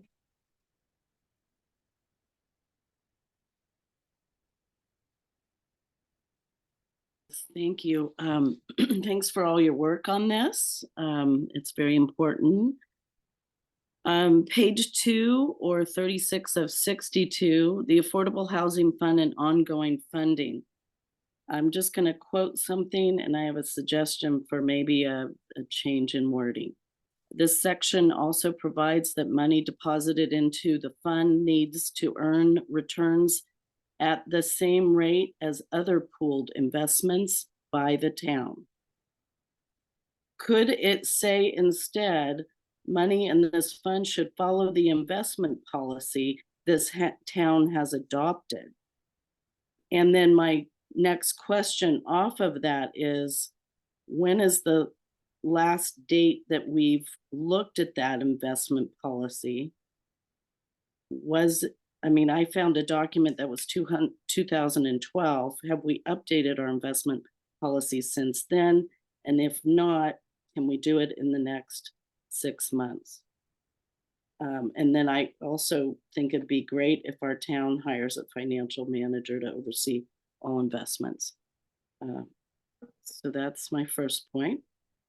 Second point, expenditure from the fund. It's page 3 or 37 of 62. Provide the town with a checkpoint in the future. That just seems so open-ended to me. How can we tighten that up? So provide the town with a checkpoint in the future where it can verify that all appropriate conditions tied to the allegations of money are adequately covered. So I'm asking, can we tighten that up with language? How often those checkpoints would be? So would it be every 6 months for the first 2 years? You know, these are questions that I think we need to tighten up a bit. And then my third point is page 336 of 62. No, I'm sorry. Page 2, 36 of 62, eligible fund expenses. The deed restriction is suggested at 55 years, but why wouldn't this town want it in perpetuity or 99 years? I've seen some other towns extend that beyond 55 years. Let's see if I had anything else. I think that's it. I would like there's in the motion, there's a CEQA sentence of significant impact, and I would like somebody to explain that if they could. Thank you, Christy. Next up is Rita Gomez.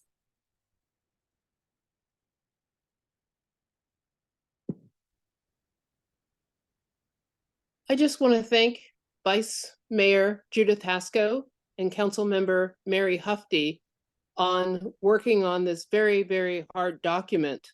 I think it was about a year ago that one of the council members was trying to get a vote passed to give one developer in town, it's a nice project, but one developer in town, pretty much all the money in this fund.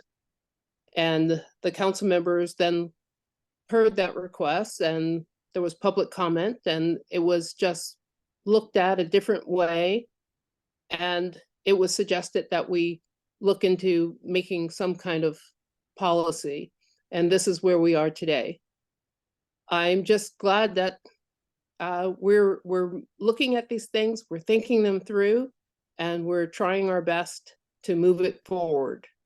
You know, just like the finances in our town, but this is a good start. So thank you for moving this forward, because it's, as one of the other speakers said, it's been hanging around for over 20 years and not being used, and I'm not sure if it's been gathering enough interest where it's been sitting. Thank you. Thank you, Rita. I don't see any other hands raised in the schoolhouse or on Zoom, so I'll bring it back for council discussion. Who would like to start? Well, I've been dying to say how wonderful it was to work with John. I think, you know, he made it himself very available, made it really clear that we could bring up any subject in any way and ask our difficult questions. He also made it clear that we don't want to get too specific with this. we do want to have, we don't want to close everything, and we want to move this forward. I just would hate to have this go on too many more meetings. And because my experience with this has been that there are solutions out there for housing, that there are opportunities that we have to be agile, ready for, and that finally we are ready. And the sooner we're ready, the more likely the Sunrise Division will work, a lot of other things will work. So I'm hoping everyone will give their wholehearted support to getting this document done. Any other discussion?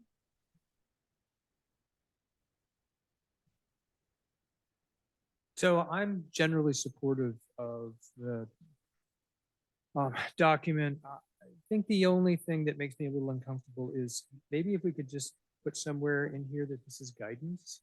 And maybe that's self-evident, but there's a few things in here, and I brought them up in some ways in the questioning. I mean, for me, the important thing is that we do what we can to support housing, particularly low and very low income housing. So having within the town limits or not, I mean, to me, the issue is really, can we support housing? So I'm okay leaving it in under the assumption that this is sort of guidance and that it's understood as guidance. But I think that that's important. And I think it's important for the public to understand that this is guidance going forward, so that if a future council says, well, I know it says this in the policy, but it's guidance and we've changed that given the current circumstances, that's sort of what we expect right now. I mean, that we're doing this in the moment for now, but we're not trying to project into the future. Thank you. Thank you, Craig. Judith? So I have a question for Craig. What are you worried about? Are you worried that we would have to amend the policy if we had a outside of town limits project? Because guidance to me makes me worry that it's almost meaningless. Like I don't know. I viewed these as principles, operating principles, rather than guidance myself. And it's going to be like right now, knowing what I know today, within the town limits to me makes a lot of sense. And that's what we should be focused on, meeting our own needs. But I might be missing something about what you're worried about, because you listed town limits, using funds, not transferring them intra-agency, and then the general fund transfer. I think we can ask Catherine or maybe Sharif on the white property transfer issue, but tell me more about your guidance. Sure. thought. So I guess what I was after is the notion that a future council says it makes sense, given our current financial situation, to move some money from here to there. And we have a policy that says you can't do that. The public says, oh, you got this policy that says you can't do this. How could you possibly do this? So I guess I'm looking for something here that, and that's why it was guidance. I mean, I'm not stuck on the word guidance, but I want people to understand that there is some flexibility here, that if a future council deems it the best for the town to loan money from this fund for some other purpose, that people can't just say, well, the policy says you can't do that. So that's what I'm trying to capture, and help me think about how we could sort of capture that notion. I was Why would we thinking wanna you'd do update that? the policy. I mean, to your point, and it's not impossible to do. I mean, we can do an exception. I mean, I'll defer to Catherine in terms of legal, but for me, the town limits is a more theoretical issue at this point in time. I don't think we'd be motivated to do that, so I'd put that aside. Right, and that, How I'm thinking about intra-agency, I have a hard time thinking why we would tap these funds for open space, for example, or for, I don't know, construction of something that's more infrastructure. Because if it's affordable housing, we can do that. So I'm not seeing the concern there, but I might be naive. And then on the white property transfer, that's just a situation. We have to put that aside. separate thing. So, Yeah. So I'm comfortable with the town limits for now, because Yeah, I'm willing to okay. accept that that's a theoretical future, and it's Okay. even probably an unlikely theoretical future. Yep. On the loans, the next sheriff's contract is Uh-huh. $2 million. And somehow we need to pay for it, and we don't have the money to pay for it. We don't have a partial tax, whatever, and we need a way to do that. So that seems to me, and I would expect that the open space fund, which I'm, hold dear, Yeah. would be in that same situation, that if we decided we needed that money. But I also think it's important to be a loan, and not that it's okay to Yeah, just drain the, yeah. I mean, this is a housing fund, just like the open space is an open space fund. And the residents expect it to stay that. A Okay. loan is different to me than. That makes y- sense. Yeah. I so that- get it. yeah. I mean, I'm gonna have to ask Sharif and Catherine or anybody else that wants to weigh in, but to me, can we do that anyway? Like, if we don't say that, is that still possible, or would you never do that? Like, Yeah, and what's your view? yeah, thank you. And independent of any policy you have, which is set as guidance, keep in mind, council, that your affordable housing fund, your open space fund, those are council restricted funds.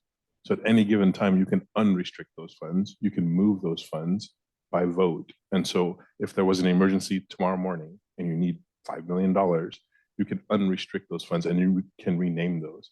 Yes, you've designated those as open space and affordable housing, but you can change that at any time. So if you wanted to build a new town hall next year, you could theoretically move those funds around to a CIP project. Not that you would, but they're council restricted. They're not restricted by law. They're not restricted by any other purpose. So you can restrict those. So 10 years from now, something happens, if something changes, you can change those funds. And so that's by council vote. And we wouldn't necessarily use the word loan and when we were doing with our own funds, but we do intra-fund transfers. Intra-fund transfers typically happen at end of year or at mid-year. And you would have a vote to transfer funds from one fund to another, whether or not you're replenishing or reimbursing yourselves. It would be by council vote majority to say, we are making an intra-fund transfer of $1 million from this fund to that fund moving forward. So I guess without saying it's guidance in a way. Well, or what I would ask is, given these are council restricted, would you be comfortable removing them through? Just take it. I mean, that's Yeah. the only thing that's in that bullet. John, would there be a reason that we need that? What bad thing could happen if we remove it? I think that's a policy decision on the part of council, so yeah, I think be fine taking it out. Okay. Thank you. Okay, so we can consider whether to remove that as a discussion item. The 55 years versus infinity, I do want to keep in mind that this is a baseline. And I think we have an incentive to restrict it as long as possible, but my sense is there is a standard of practice in the industry right now that's around 55. And if we're the ones that say 100 years, we might not get people as willing. So yeah, we might be solving the problem for the next 55 years and not 100 years. But I think that's kind of common practice at this point. So we might put ourselves on the disfavored list for, people being willing. So that's the balance that I see trying to evaluate there.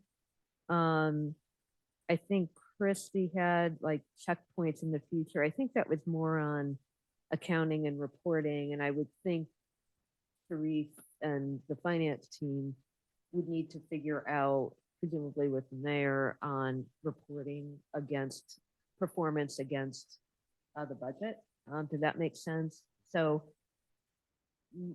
would you recommend we have a time period here, or would you leave it open and just promulgate a policy on that? I think leaving it open would be helpful and flexible for now. And the last point that I heard raised was spending it on more than one project. I think I understand why, and I think we went back and forth on that, John, when we were looking at it, preferring, and I think the committees we consulted with did want to spread it out. They varied with how much. And the thought was it's in the council's discretion. So I think as Ron was saying, he knows us today, and maybe he believes or doesn't believe that we'd spread it around as much as possible, but $4.5 million isn't that much. And I mean, in today's market reality, it's hard to dictate, you must spend it on more than one project in a year or in a period of time. So that's a hard one to legislate for me and to lock down. So those are my comments. Sorry. No, Sorry no, to all good. take too long. Yeah, well, so first, thank you, Mary, thank you, Judith and John for working on this. I think it is actually a very good policy. I'm actually generally comfortable with it, supportive of it. It is a policy. It will be revisited in the future, and I fully expect I won't be around to actually sort of spend any money on it from anyway. But in terms of, I just think that it's flexibility. It's sort of, I mean, there's there may be a strategic reason why spending all of it or most of it on one project makes sense. I mean, a land bank, if there were a land bank opportunity, yes, that would make sense. I looked at this as sort of, we wanted to spend on housing. This is what we mean by spending on housing, if it does that. I'm actually pretty comfortable with the way it's written, but I just, again, thank you. I think it's and it's here so that we can have something we're pointing to when we're ready to, if and when a project comes to us, we are ready to, we have something we can point to. You give us that latitude right now. Yeah, so I think we had a really good discussion with the first draft, and I really appreciate all the work that was done to incorporate those changes in addition to all the work the subcommittee's already done and been doing. I feel like this simpler, more refined format and details is really helpful, and I would just echo it. I'm comfortable with it as it's written. I appreciate flexibility as well. So I guess, do you feel like we need to address the intra-agency transfer? It would still be my preference that we remove item 3. The rest I'm comfortable with. I don't think it materially changes anything. I just think it sort of sends the wrong message because it's clearly guidance and it's clearly the council can do what they want. So it's not going to prevent anybody from doing anything. So I guess that's my concern. With the rest of it, I like because it's sort of giving the council a way of thinking about it. And this particular one doesn't do that. I mean, it's if they need to do it, they will. They understand that they're council restricted. So I guess, if I were going to make a motion to approve this, I would ask that we remove 3. But the rest, I'm comfortable. What would you move? Sure.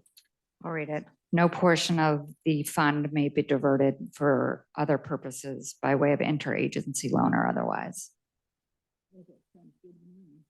I guess I have a question then. I mean, I just want to make sure. For me, I do think it's appropriate to say that it shouldn't be used for other purposes. So I don't understand. So are you disagreeing with that? I guess I don't understand why you're questioning it. Because I think it's good to state that it's for this exclusive purpose. Right, but so maybe we just need to state that this is a council restricted fund and leave it at that. Because that's what it is. My concern here is, and it uses the word loan, and Sharif is saying we wouldn't do loans anyway, we would do intra-agency transfers.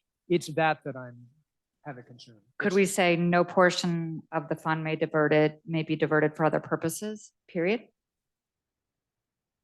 I mean, why don't we just say it's a council restricted fund and let that be the meaning? I mean, what does it mean not to guidance? Well, what does it mean to divert it? I mean, if it's a council restricted fund, that's what a council restricted fund means. That it can only be used for that purpose unless the council makes a decision otherwise. Well, but that is kind of by definition what it is. Every other point in here, all 1 and 2 and all the subpoints all say things that you can do with it. And this is the one argument that says that you can't do with it. Right. So it is sort of, so if we sort of, even if you take it out, it sort of does say, well, interagency loans are not covered by this. So it's kind of, it doesn't, you don't gain a lot by having it there, actually. I think about it. So I can go either way.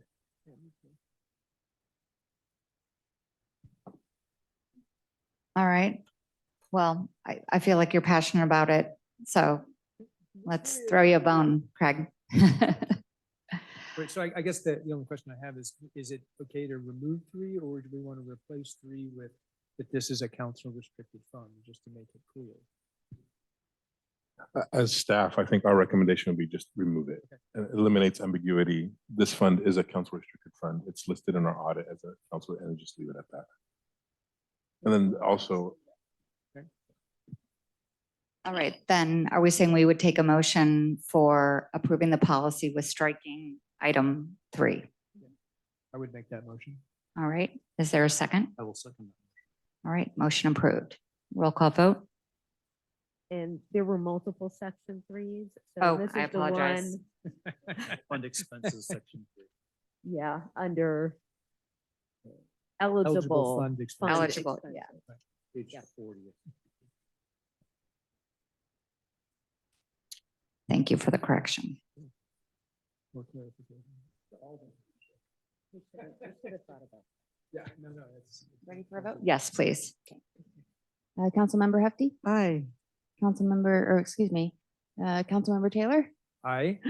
Councilmember Alves. Aye. And then we got Vice Mayor Haskell Aye. and Mayor Warnicott. Aye. All right, that's gonna take some getting used to. All right, motion approved. Moving on to item 5C, review and discuss the draft joint work plan with Woodside Fire Protection District and consider providing direction to staff. Thank you, Mayor and Council. I'll be handling this item tonight.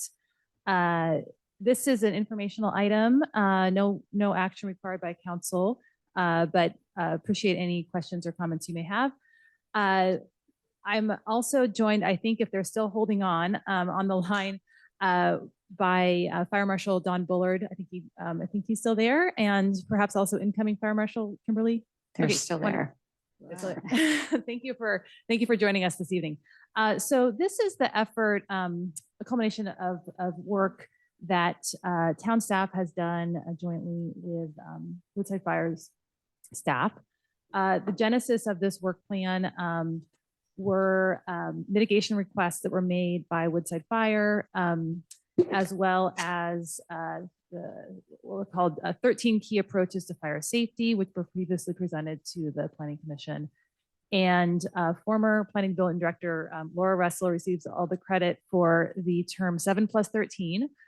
There were 7 mitigation requests, so hence the name. And I'll give credit to Laura also really for organizing this draft work plan into the matrix that was attached to the staff report. Really, the goal of this was to provide some clarity to town staff, Woodside Fire staff, and the community in terms of whose role is it, whose job is to do what. So we went through the items that were the 7+13 items, and the staff worked out sort of who the responsible party is, whether it's Woodside Fire or the town, and then sort of the strategy for implementing each item. I will note that, this is a draft, so obviously work in progress.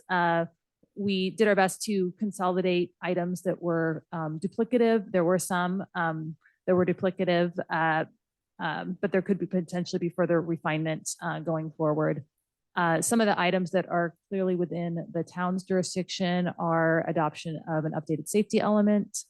That work has been started, but has been a bit on hold due to the housing element, but it is my understanding that we will bring that back to the forefront once we are done with the housing element. There are other items on here in terms of reviewing our ADU ordinance, our SB 9 ordinance, and other land use ordinances in light of state law on the one hand and fire protection goals on the other. So those are included in here. Other items in terms of adoption of maps, that kind of thing, fall to Woodside Fire, and there is some information in this matrix regarding timing. One key thing I'll just note in terms of adoption of WUI maps and maps regarding high and very high fire hazard severity zones is CAL FIRE has been waiting. Woodside Fire has been waiting on CAL FIRE maps. Well, the whole state, I think, has been waiting on CAL FIRE maps to release those areas that are deemed to be local responsibility fire maps and designating the very high fire hazard severity zones.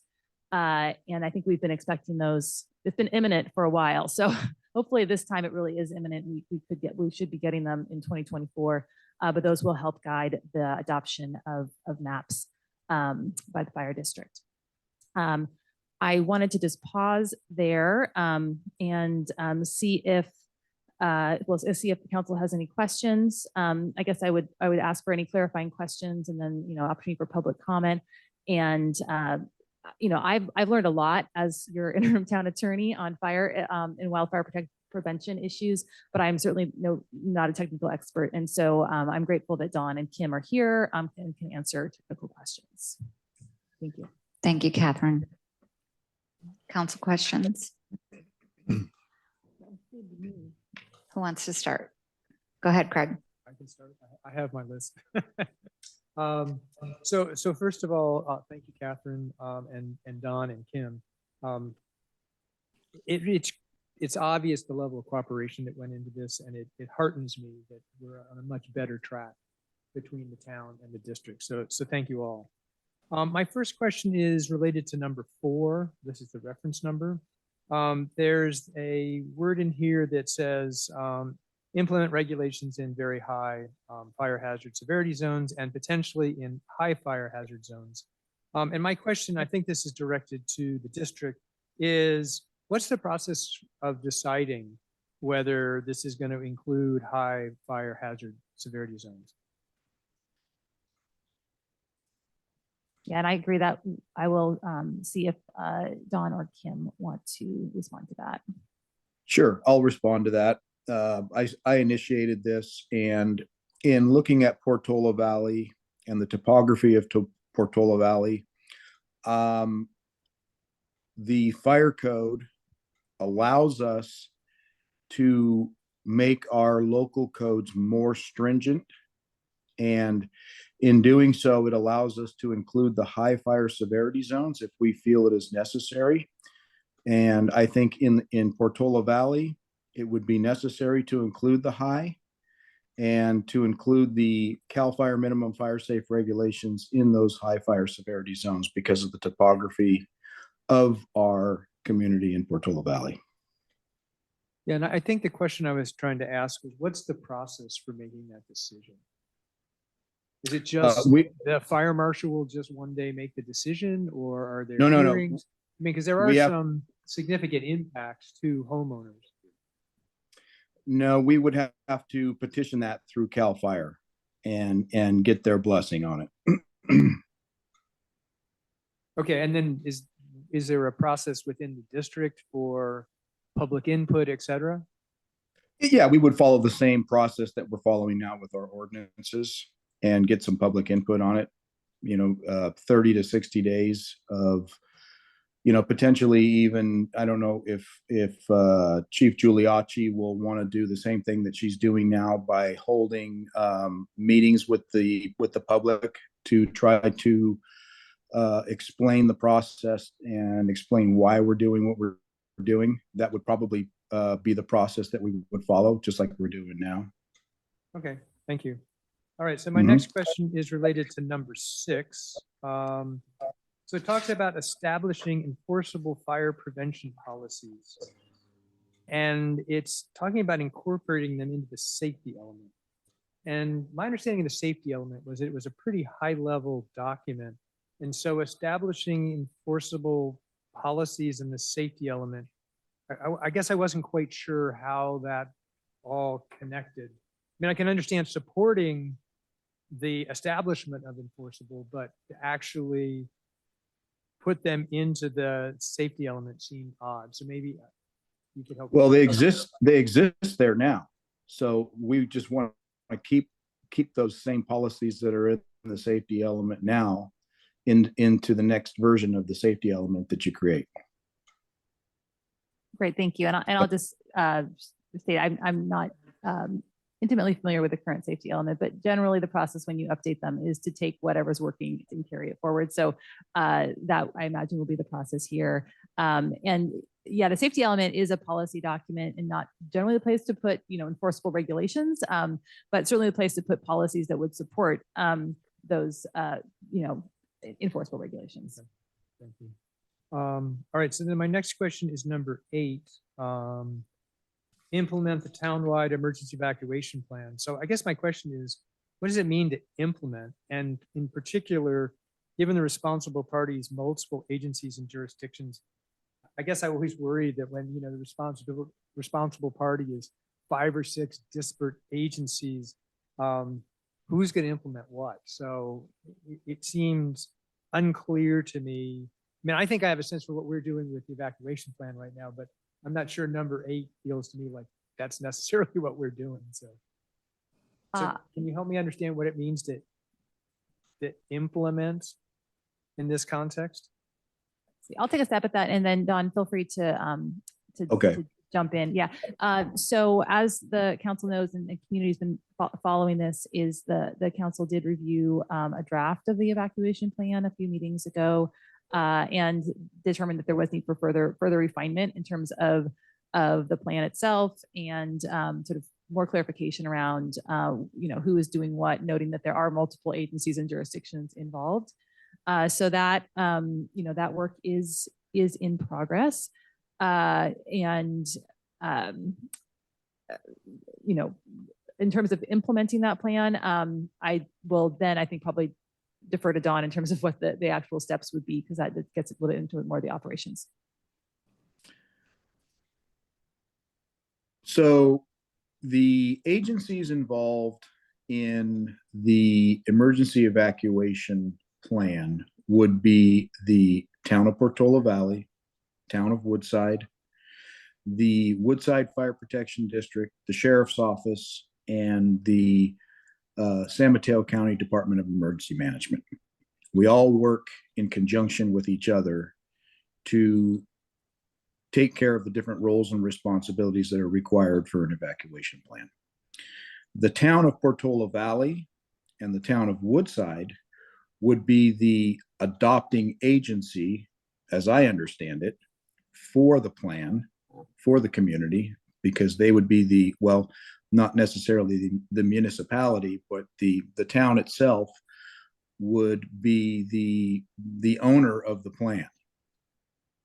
And so implementing the plan would mean adopting it, agreeing that the roles and responsibilities that you see on the plan is agreeable. And then it would be going out to the public so that they would understand in an evacuation scenario what was going to happen, who's responsible for what and doing it when.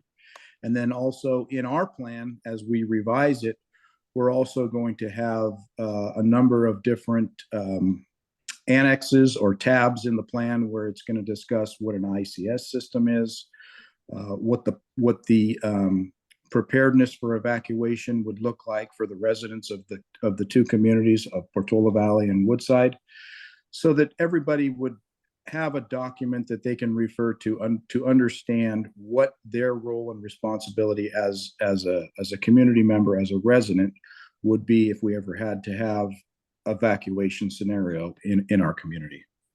And so implementing that plan would be just as it is stated. You adopt it and you implement it and you put it into action. I mean, it doesn't happen until we have an incident that requires it, but you should be prepared for it.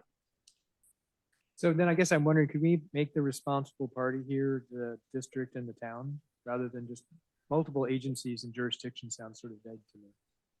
But something That's a legal question that I don't feel like I'm prepared to answer. But if it turns out that the district is required to be part of that, we're happy to do it because we're proud of the plan. I think it's a great plan.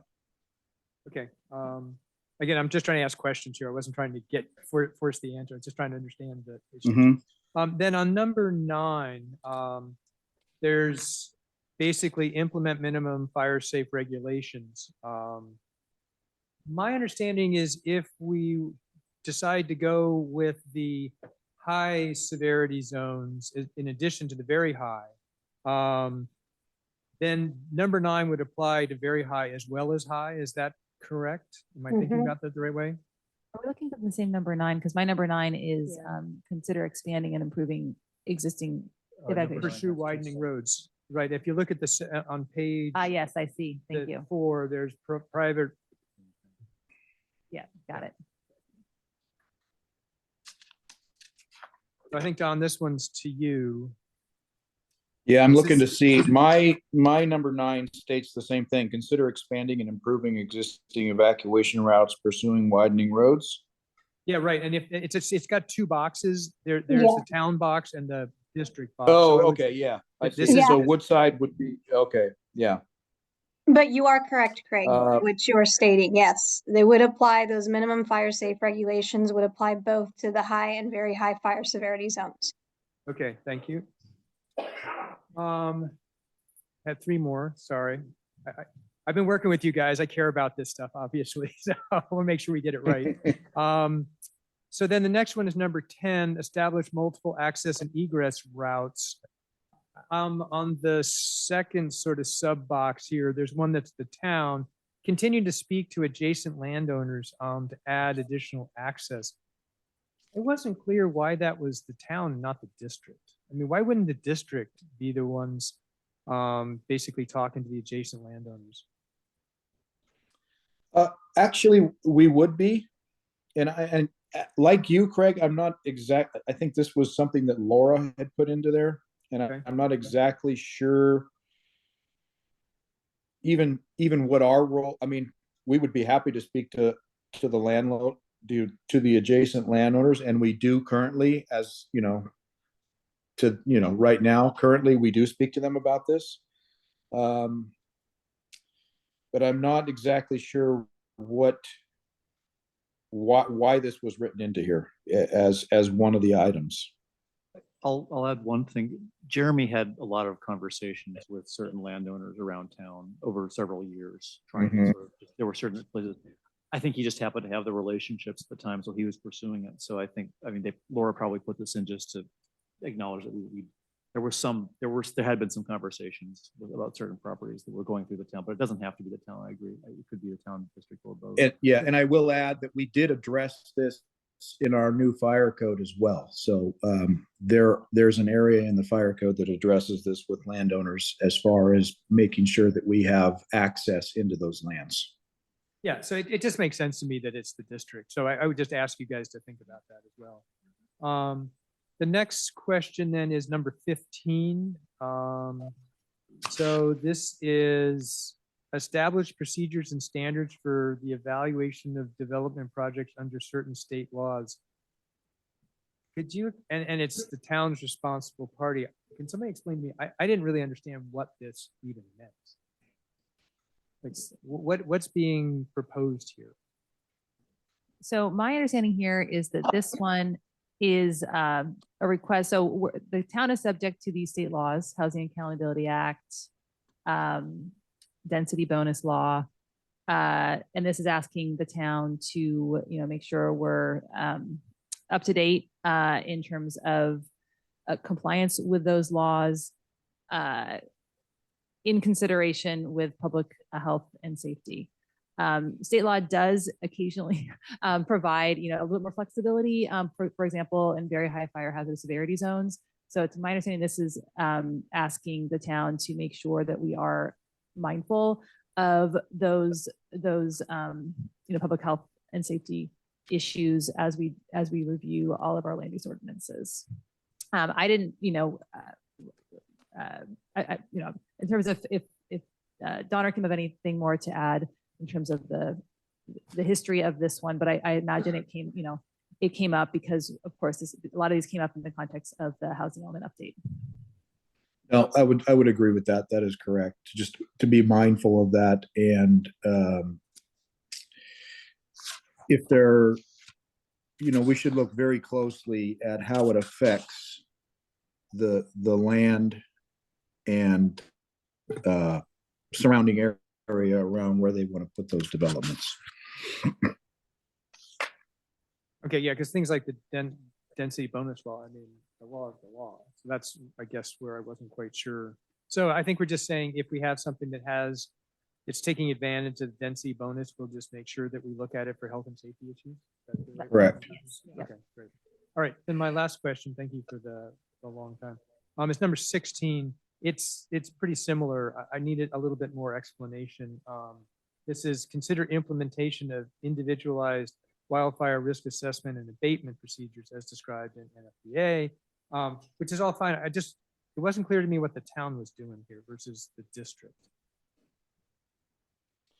The town and the district have agreed to work together to come up with criteria for new construction on specific sites, to do an individuated assessment. The district would do the assessment to look at where they're situating the project on the land, look at the vegetation that's on the land, and look at what needs to be cleared in order to do it safely. Okay, so then this is There for is new development? This would be for new development, correct? And if I had a house and I was remodeling 51%, does it apply in that case, or is it literally, it's a vacant lot going to, build a house, basically some kind of structure? In looking at this, I was looking at it from the point of this is a brand new project on a vacant lot that we would do an individuated assessment on. Okay, great. Now, And we are going to be working together, and as to whether or not, this gets triggered on a 51% on a remodel, that's up to for us to decide over our discussions on how we're going to approach this. Okay, yeah, and that's what I would ask is, as you're looking through this stuff, is just be mindful of the difference between completely new construction and remodel status. So that's all my questions. Thank you. Judith? Sure. So I'm really pleased to see the collaboration between the town and the fire protection district to make sure we're aligned on what we're talking about and who's doing what. I mean, this is clearly at a high level, and I'm not sure I could tell you on a given day what's in our court versus yours. But one question is the red line that I saw changed responsible party in some places from Woodside Fire Protection to that with town collaboration. So I don't know if our staff and the town attorney can comment on, do we understand what our collaboration means? Is it consultation? Is it spending money? Is it like, is there a common understanding on what that means, or is that yet to be determined? Yeah, no, that's a great question. So, and that's noted on the first few items in the work matrix. I believe those were suggested edits from Woodside Fire, so I certainly should let them make sure they can respond to that as well. But just as Kim's been doing with one of the recent ordinances in terms of getting public input, I guess in my view, and let's make sure Don and Kim agree, the collaboration occurs by getting public input and allowing our committees, supporting our town committees that are working on these issues, so they can provide robust public input. I wasn't thinking about the financial contribution, so but obviously that is my view primarily in terms of supporting their efforts with public input and that kind of along those lines. I would agree with that. Great. That's what I want to hear. And let's see. So if I go down toward the end, let's see. I think Craig might have covered this one actually. Yeah. So I'll ask the Woodside Fire Protection District, does this, from your point of view, is it a work in process, or is it a good document that can be leveraged for more specific efforts? Like, how do you view this document at this point? We put it together for our own purposes, and I'm glad we did, and I'm glad you were able to interact with us around it and hopefully build consensus. But from your perspective, are we still working on this, or is this kind of representative enough?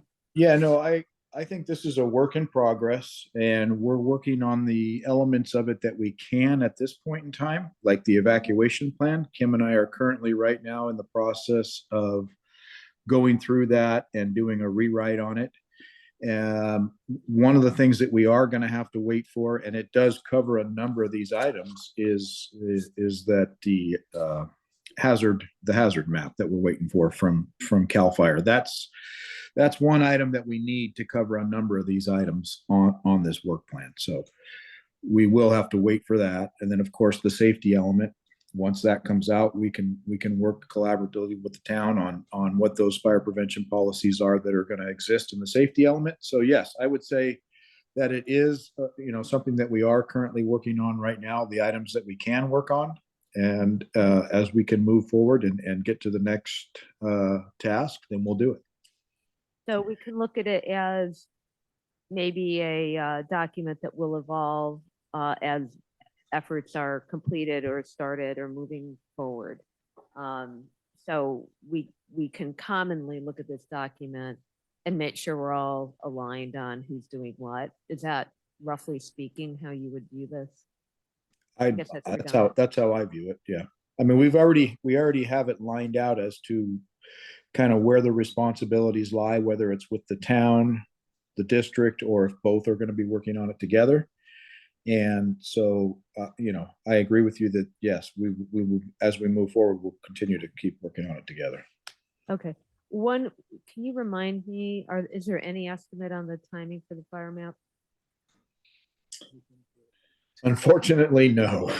I wish I could give you. I want it yesterday, but I don't think that's going to happen. So, yeah, I know that they're currently trying to finish up the SRA, and once the SRA is done, then they're going to work on the LRA. Okay, not exactly moving with all deliberate speed. I'm sure they are trying hard. And then the last question is for our staff on the evacuation plan. There seems to be a little bit of confusion what we can adopt and what we're actually doing on that. I don't know if now is a time where you can kind of catch me up on how you're thinking about that, or if we have a discussion in the future. There's been a lot of work done, so I want to make sure we can leverage what that good work has been, but not get ahead of where the fire district is. Right, yeah, and there's been some question about whether, we adopt it versus receive it. I think as a legal matter, there's no legal requirement for this town to adopt it. That said, if that is the recommendation of the fire district and the county and the sheriff, if everyone agrees that is appropriate for the town of Woodside and town of Portola Valley, I don't have any legal concerns about it so long as it's clear in terms of what the town's responsibility is. Just because there could be a liability issue in terms of if we're deemed to be responsible for more than what we really should be responsible for. That makes sense to me. How are we gonna figure out which way to go? Do we have to have another conversation with the fire district? I think there's probably some more conversations to be had. And also, one thing that we haven't talked much about town of Woodside, I have not had an opportunity to coordinate with them on this, and it would be good to make sure they're on the same page as well. Okay, thank you. That's it. Mary, do you have any questions? No, I'm just so relieved that this is going to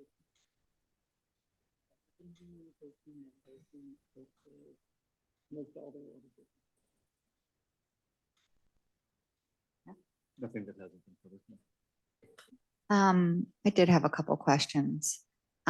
So firstly, it was kind of on, this is perhaps for the fire district, question, item number 1 and 2.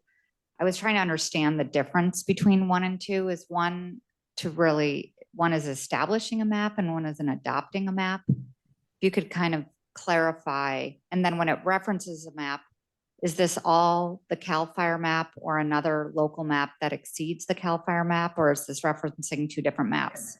I was confused by the language, if you could clarify that.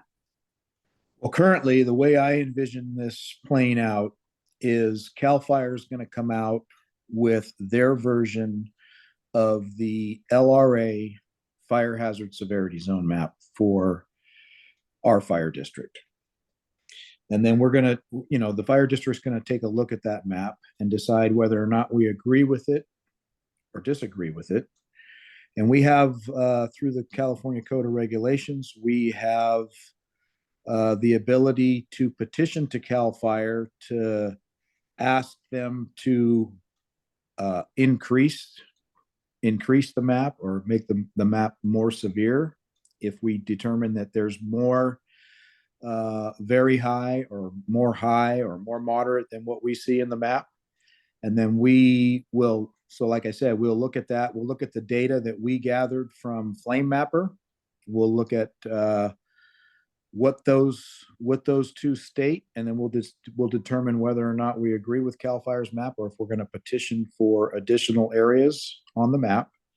So that would be establishing the map. And then the adoption of the map would be once we come up with what we feel is an accurate map of our district, then we will go through the process of adopting the map. And that would have to have some public input and public comment on that as well. Okay, that's helpful.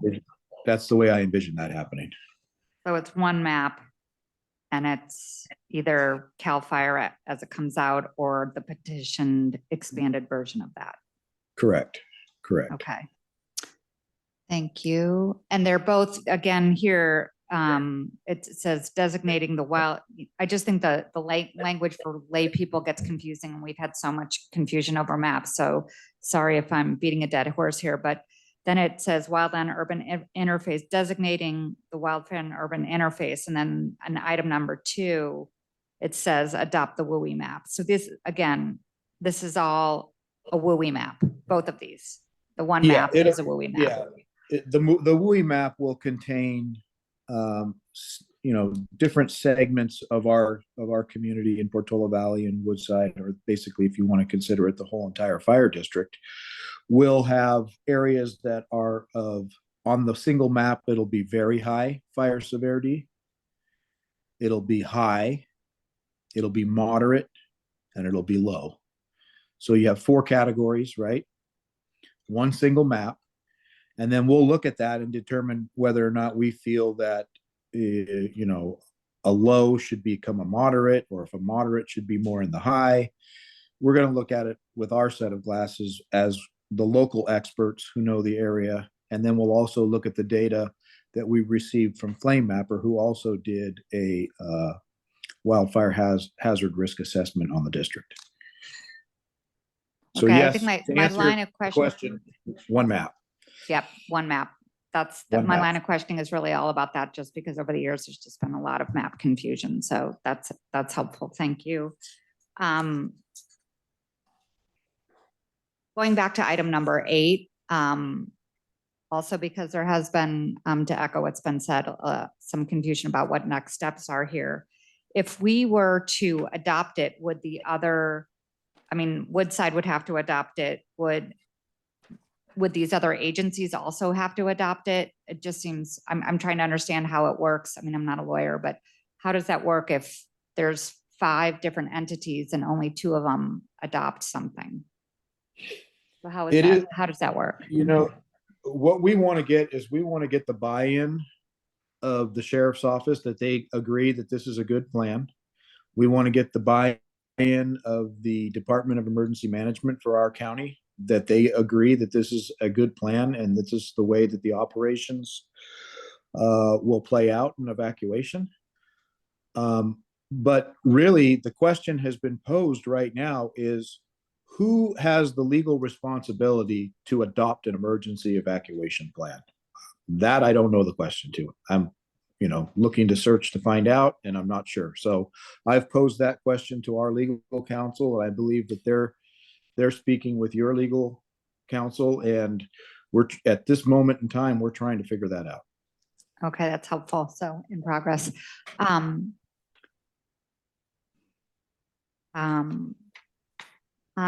that one, also, I guess my recollection from how our draft is written right now, it's not like necessarily line item for different areas. It's not mapped like this, which entity would be responsible for which thing in the plan. And so I think, to me, it's Right. also hard. Correct, is that correct? Am I remembering that correctly?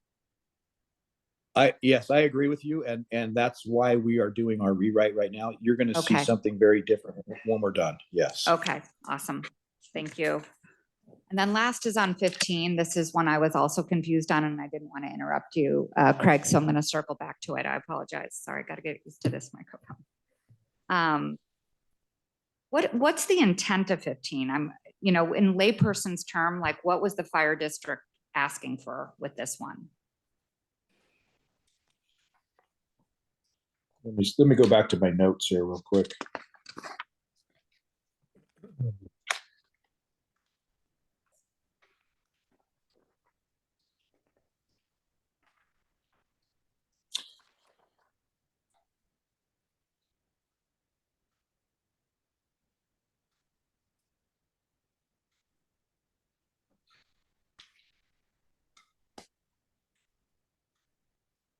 Okay, so this goes back to the original mitigation request number 5, I believe.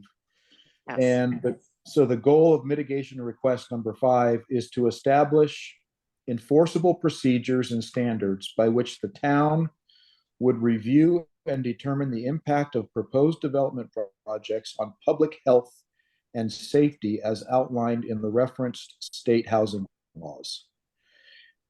The district recognizes that in connection with 1, accessory dwelling units, and 2, SB9 urban lot splits in connection with the statutory sections referenced in mitigation request number 5, the town has adopted procedures and standards by resolution.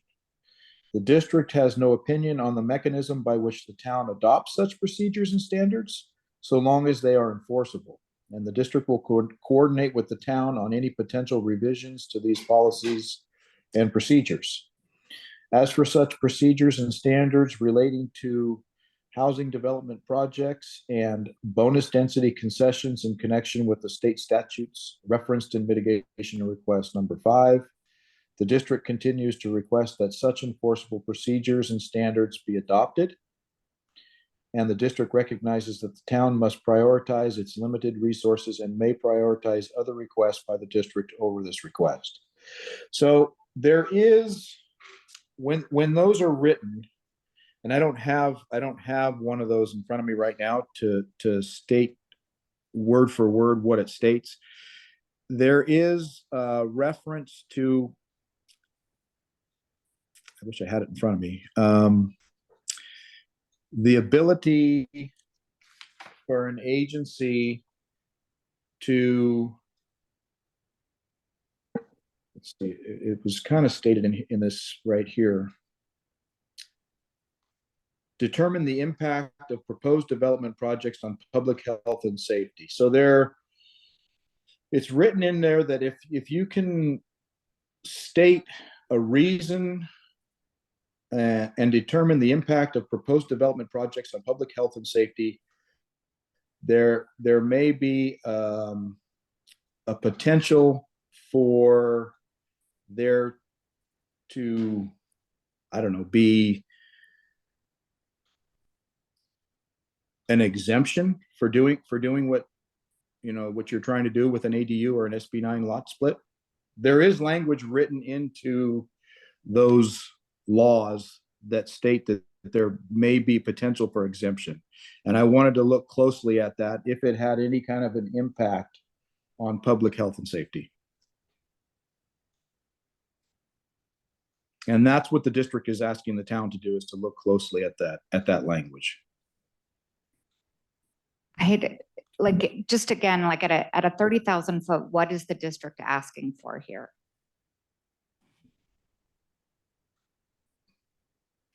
So my At a recollection- 30,000 foot, I would just repeat what I just said, that there, Yeah. we, I just don't understand this one, My honestly. recollection was this was partially overlapping with our post-adoption plan, in that once you have increased density, we had a number of ramifications of that we wanted to have some subcommittees or ad hoc committees follow. Like, are we getting the right level of services from the town? I think this is an extension of it. that once you increase density, go look at the health and safety code and see what adjustments or new implementation policies you might have to adjust because now you have increased density and like I thought it had some overlap with post-adoption activities and monitoring and adjustments. If I can add for you, is to help clarify also, basically in a nutshell, what it's asking, what the district is asking is that when there is a lot split or ADUs or anything proposed, that there be some kind of procedure and standard that the town's gonna follow when they're reviewing and determining how this will impact the services that the district provides, how it's going to impact residents, how it's going to impact the public health and safety. And there are, if you were to look at the mitigation requests, the list that was written originally on the first document, it actually also cites the government codes into which these are all being related under. So I don't know if that helps to clarify more in a nutshell, but that's what the district is asking. That is helpful. Thank you. Thank you, Kim. Mm-hmm. All right, that's it for my questions. Should we move on to, you have one, Mary? I wanted to just raise the, looking forward on the agenda, but also thinking about this, the geologic map issue and the cascading effect of fire and the trigger of that earth motion is for fire and whether that's been considered and whether it's covered in this document as far as the fire department. Is that, you feel like that's been satisfactorily covered? I'm not sure I The only place I understand. see it actually even being an issue is right now under the evacuation plan where we're actively looking at where you can evacuate in the case of earth movement or flood or liquefaction events. And we have to consider that, but also where the triggers will be when pipes break, et cetera, and fires start. I would have thought that's a additional separate discussion. That may be, myself. and it may also be, these might be items that would be covered in the safety element. In terms of the safety element is all elements related to safety, so not just fire, but geologic safety as well. Yeah. So it just keep in mind that they're related and that they're triggered. Yes. Thank you. And it's a cascading effect. All right. Any other questions? We can move on to public comment and come on up, Bob.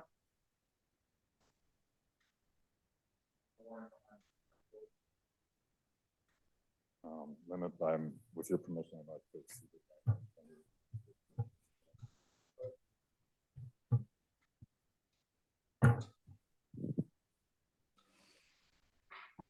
This is an item under mayor's discretion. Obviously, normally Yeah. it's 3 minutes per speaker. Mayor's discretion in terms of. Well, whether to Ron allow ceded more his time, so. Thank you. With a Bob Turcotte- timer. Sorry. Sorry. You're on. Bob Turcotte speaking on behalf of Public Safety for PV Now. I'd like to address the work plan, but first some clarifications. As every member of the town council knows, Public Safety for PV Now has not sued the town. There is no lawsuit, there never has been. So residents can ignore what the Almanac and others have been falsely reporting. Instead, when the town council approved the dangerously deficient assessment of the new housing elements impact on wildfire safety, I and other concerned residents formed Public Safety for PV Now to persuade the town council to change course, prioritize public safety, and candidly acknowledge our fire hazard. Though we've been prepared to challenge the legally non-compliant ISMMD, we've always viewed it as a last resort and in fact have done everything we could to avoid a suit by working constructively with certain town council members in order to improve our town's approach to safety. Public Safety for PV Now, and I personally would like to thank council members Haskell and Taylor for their contributions to that effort in what has felt like countless meetings over countless hours. The conversations were sometimes challenging, but they were constructive. Judith and Craig, thank you for I'm happy to say that our concern and our persistence have begun to pay off. The town's new fire prevention work plan is a significant improvement, good enough to avoid the need for litigation. With this step, Public Safety for PD now sees no need to bring a suit against the town. But the work plan is not good enough to protect residents against our extreme fire hazards. Perhaps most troubling, the work plan and revised housing element jettisoned the general plan's existing fire hazard assessment and replaced it with what? With some as yet unidentified, undefined future assessment that will be based on political influence and compromise. That is not what we should do.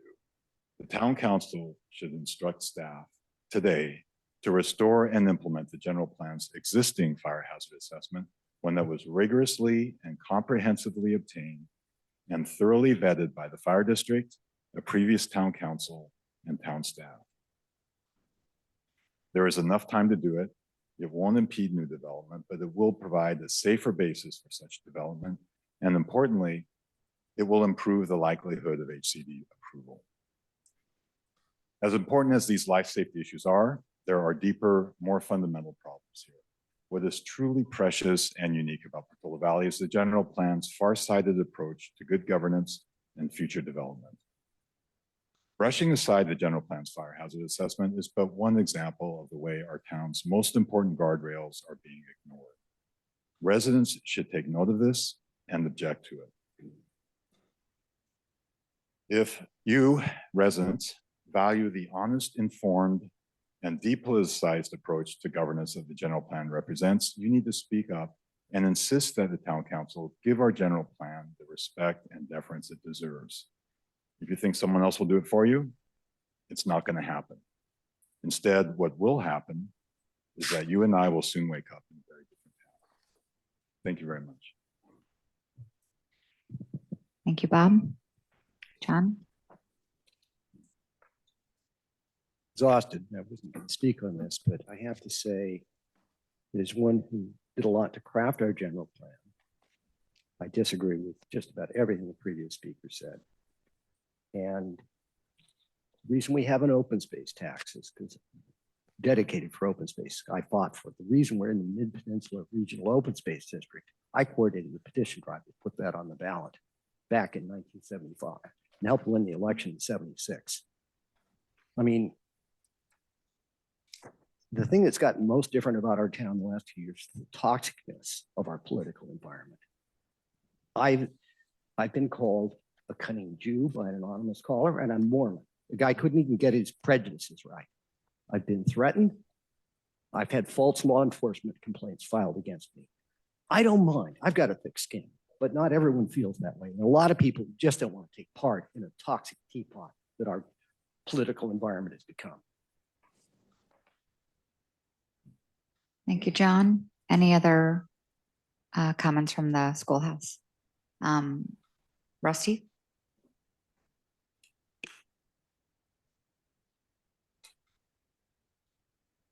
Thank you. Rusty Day. I'd like to expand and amplify some of Bob's comments. First of all, I want to applaud the course that's now being set by the town council. It's a radical change from where we were 6 months ago. And I hope the community understands and recognizes that, how big a change the town council is making with this new policy. 6 months ago, we had jettisoned the general plan's assessment of fire hazard. We had jettisoned the policies based on that. And we were going down a path of denying the fire hazard that exists in town. What's changed? The first person that we have to thank for that is Don Bullard. The fire district wrote the town and brought to its attention the problems with the approach it was taking. And the second group of people we have to thank for that are Judith Haskell and Craig Taylor, who've worked for the last 5 months diligently trying to understand the fire district's concerns and redirect the course here to put us on a better pathway to safety. Now, as Bob said, however, it's much better than it was, but it's not good enough. Why isn't it good enough? 2 years ago, the fire district committed to adopt by ordinance an assessment of our fire hazards, get it conducted and done by a year and a half ago, June 2022. That didn't happen, and it hasn't happened. So the fire district then considered adopting the Moritz map because we have an existing fire hazard that's been in our general plan for the last 14 years. And it can be adopted.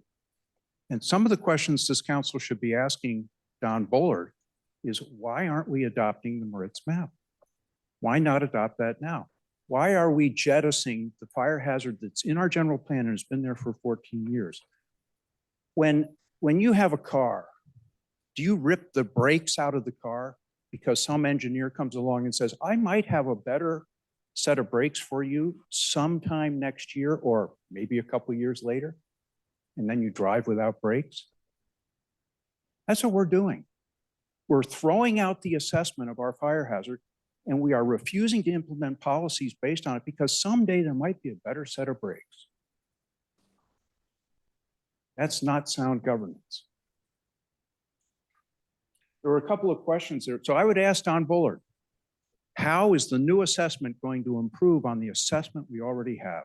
Specifically, what is going to be better about the hazard assessment? How is it going to be more accurate, more reliable? How is it going to better protect us than what we already have and have had for the last 14 years? And I want to address one other question. Yes, thank you. Both Mayor Warnikoff and Councilmember Taylor wanted to know about Section 15. And I think that question was answered for you very, very well when it was pointed out. Rusty, it's at 3 minutes. Thank you. Sorry. In respect to people that do follow the rules, I'm going to be a little Okay, I stickler realize about there it. are a lot more people last week, so. Any other hands up in the schoolhouse? Let's move over to Zoom. Dave Cardinal has his hand up.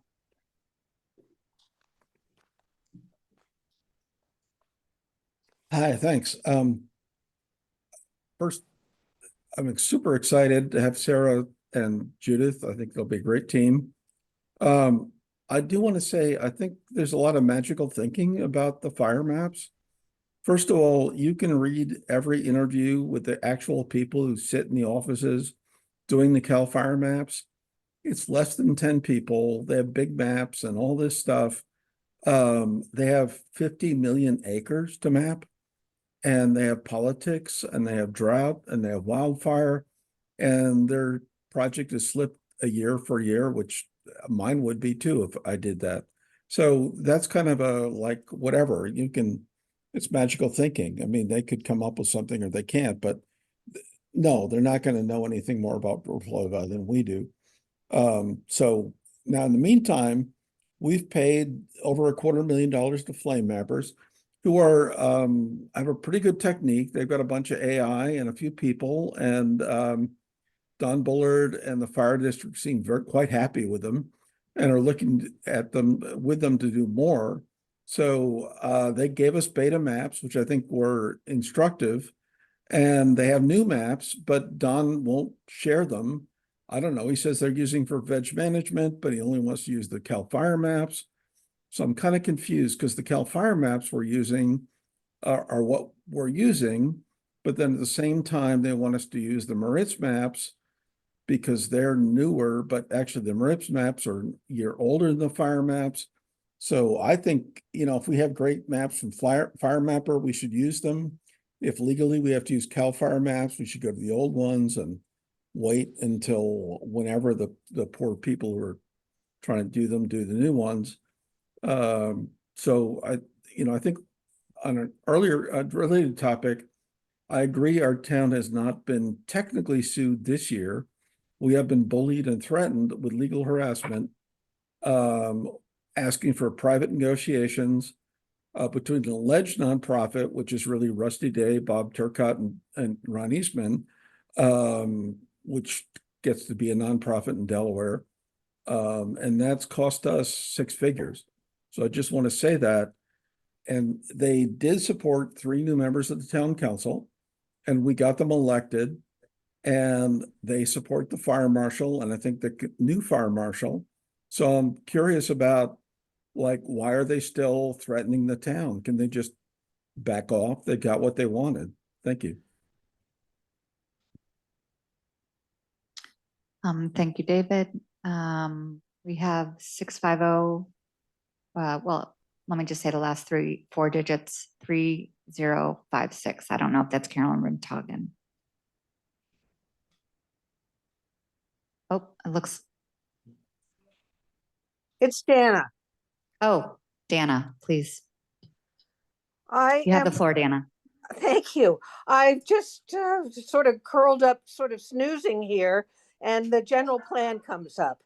And I'm a general planist, and I have always been so, you know, sort of metaphorically, that makes me a Portola Valley constitutionalist. You know, I've made very sure that anyone running for town council or even appointees understand that their first job is to exercise respect and honor the Constitution. Any changes to the general plan need to happen slowly, methodically, and in concert with the citizens. The general plan, as we all know, is internally consistent, meaning that any changes in any element would have a ripple effect in any other element of the plan. That is a given. So whatever happens with the housing element, and tonight listening, I'm more sort of interested in the safety element, the residents must agree to the changes in the Constitution, and the council above all else in their work needs to honor that.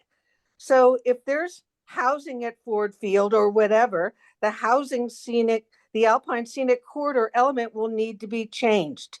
So all of this, you've got to keep reaching out to the residents and even form a general plan committee so that we know what's going to happen to our Constitution as we move forward. Thank you. Thank you, Dana. Rita, you're up next.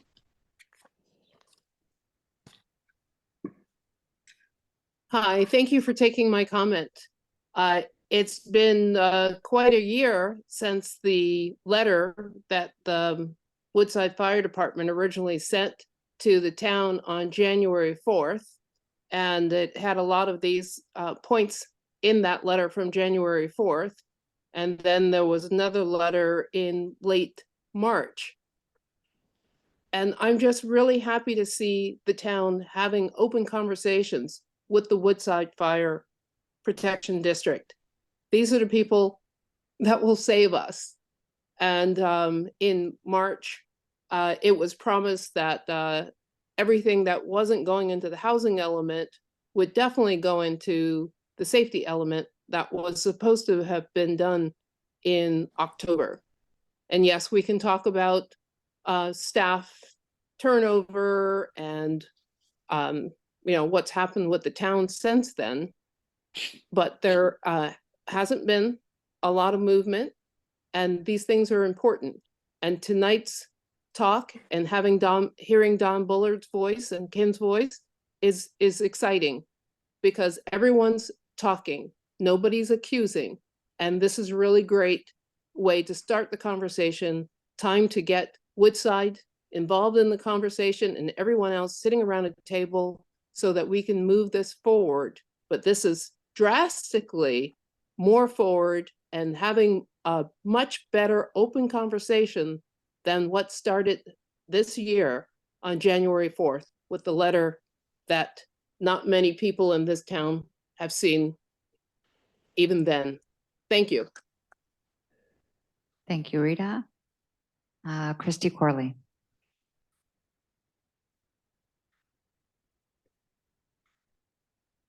Yes, thank you, Dawn, for all your insights tonight. I just want to say we as residents are trying to learn from our residents that talk. So when they are at the end of their 3 minutes and we're listening very intently, please let them finish their sentence and then cut them off. Thank you.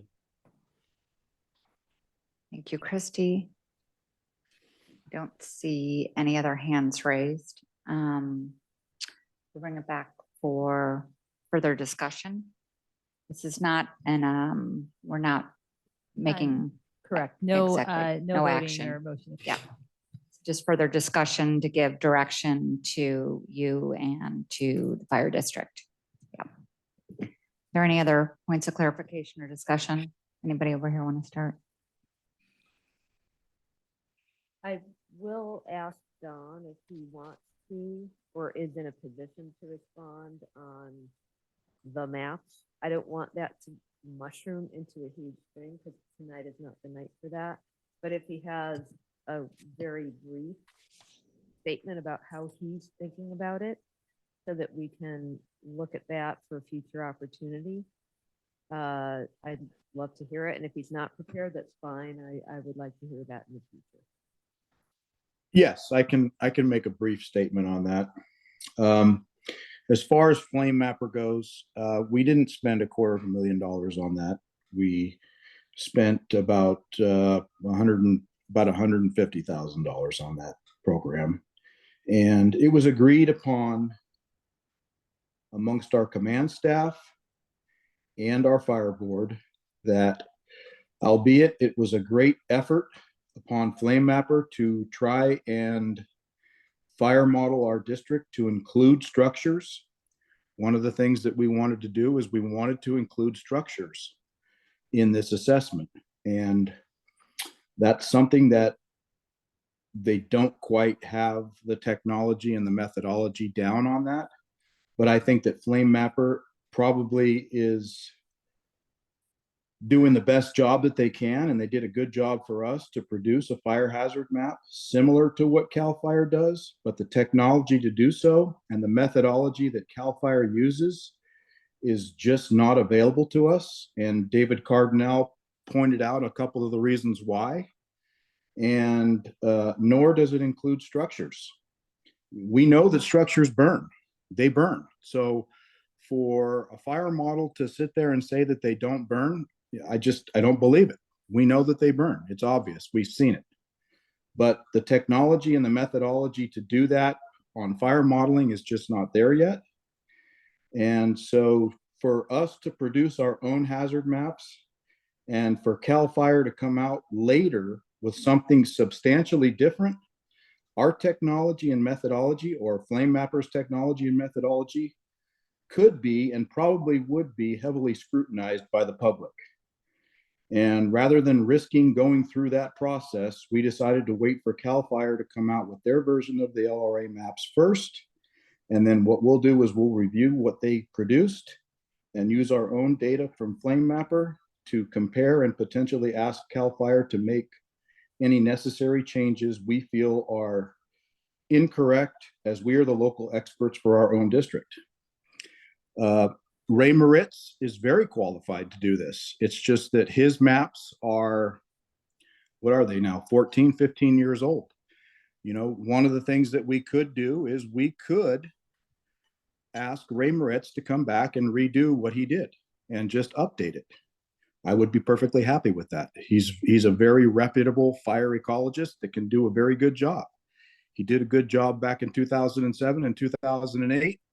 And I feel very confident that he could do a good job today, but we would have to spend the extra money to have him come in and update Portola Valley and then do the rest of the district.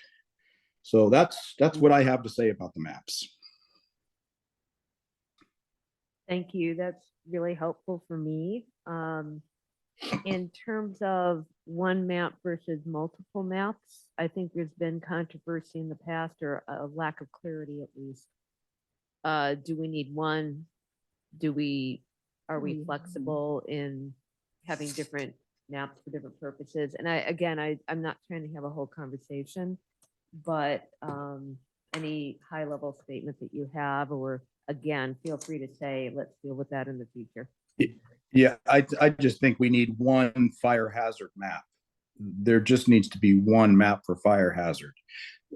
Other maps can be used for mitigation purposes, you know, identifying where we need to do our mitigation work with our crews. That's something completely different.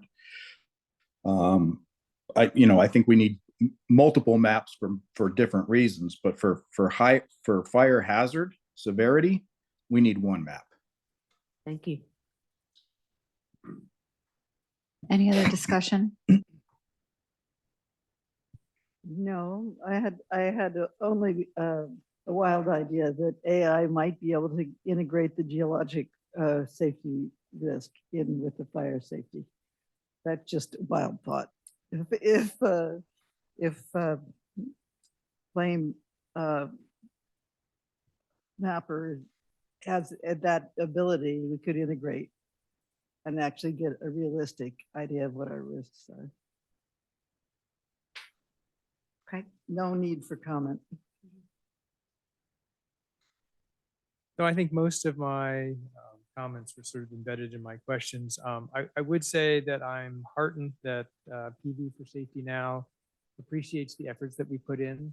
I do feel like we've come a long way as well. And as I mentioned at the beginning, I really do appreciate the working relationship between the town staff and the district staff. I think it's a huge improvement. So thank you all. Jeff, anything else? No, I agree with that. Thank you to the fire district and to staff for continuing. I mean, yeah, it's I think it's a fine work plan. I mean, every box on here, frankly, is probably, multiple meetings. So there is a lot of work to be done. Not gonna happen overnight, but I think I'm glad that it's all been sort of put into one document and we have a list of things we need to work on. So. Mayor Warnikoff, if I may, a little off topic. Yeah. Chief Bullard has less than 7 days of service, and I just wanted to recognize his 35 years of service and thank him for his time and wish him a well-deserved retirement. And we look forward to obviously working with Fire Marshal Kim moving forward, but just wanted to take a time out to recognize Chief Bullard and all he's done. Sharif, yes. Thank you. Thank you very much. It's been an honor and a privilege to serve the district and these two communities. And I've enjoyed working here for the last 35 years. So thank you very much. I appreciate that. So Don, you are going to have a very good holiday. Sounds like Yeah. well-deserved. I think Thank you. Sharif Yes. speaks for all of us for our gratitude and congratulations on your retirement. It's amazing. Thank you. Thank you very Just- much. Before we close out this, do you feel like you've gotten what you need from the discussion? I do. Thank you so much. Okay, great. All right, with that, we will close the regular agenda and move on to council liaison committee or otherwise reports. Does anybody have anything that wasn't submitted? That they'd like to speak to? I see you nodding your head there, Judith. Yep, I have two. One is from the Trails and Paths Committee, which was this morning. So they're continuing to do a lot of work, both on the trail, updating the town trail map, and there's going to be a draft, I believe, posted. And then there are some questions as a heads up for Catherine on the safe routes to school implications of that map and what the town should be doing relative to the school district versus, the national program on safe routes to school. So they'll be reaching out to connect and figure out what's in their jurisdiction or purview. And then I did submit, and it will turn up, I'm going to ask Jennifer to put it in the next packet just so it's in the public record. But the SFO roundtable meeting last week, we have been getting a lot more reports of air traffic noise in town. That being said, we're near the top of noise reportings in our. I thought we were like far above the top. Luckily, Palo Alto is just edging us out, but they are a bigger In the county, though, jurisdiction. in the county, Yeah. yeah. So we've always had people who are very prompt at reporting, but I did have a call with one of the representatives, and we're at 97% of pre-pandemic air traffic, and Asian flights have not come back, which means there's more domestic flights than ever.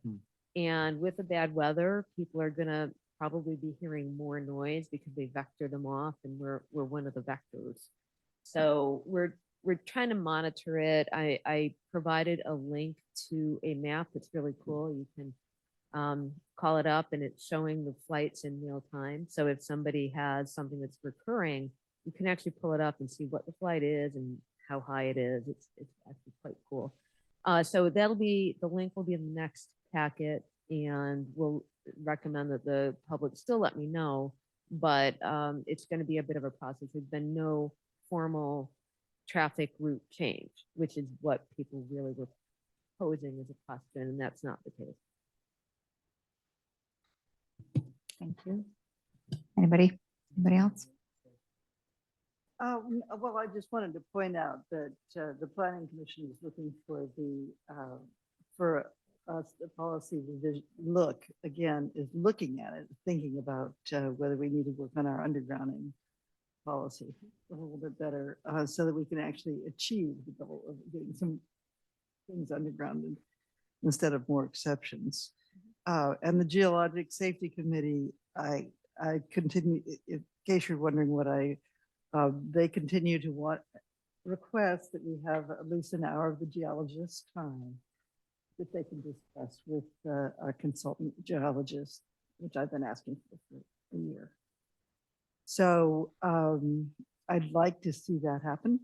But that being said, because they're getting pretty far out there with their map and providing it for the evacuation plan, et cetera, and we need to have that reality check for them, that the geologist actually has talked to them about what's realistic and what's not.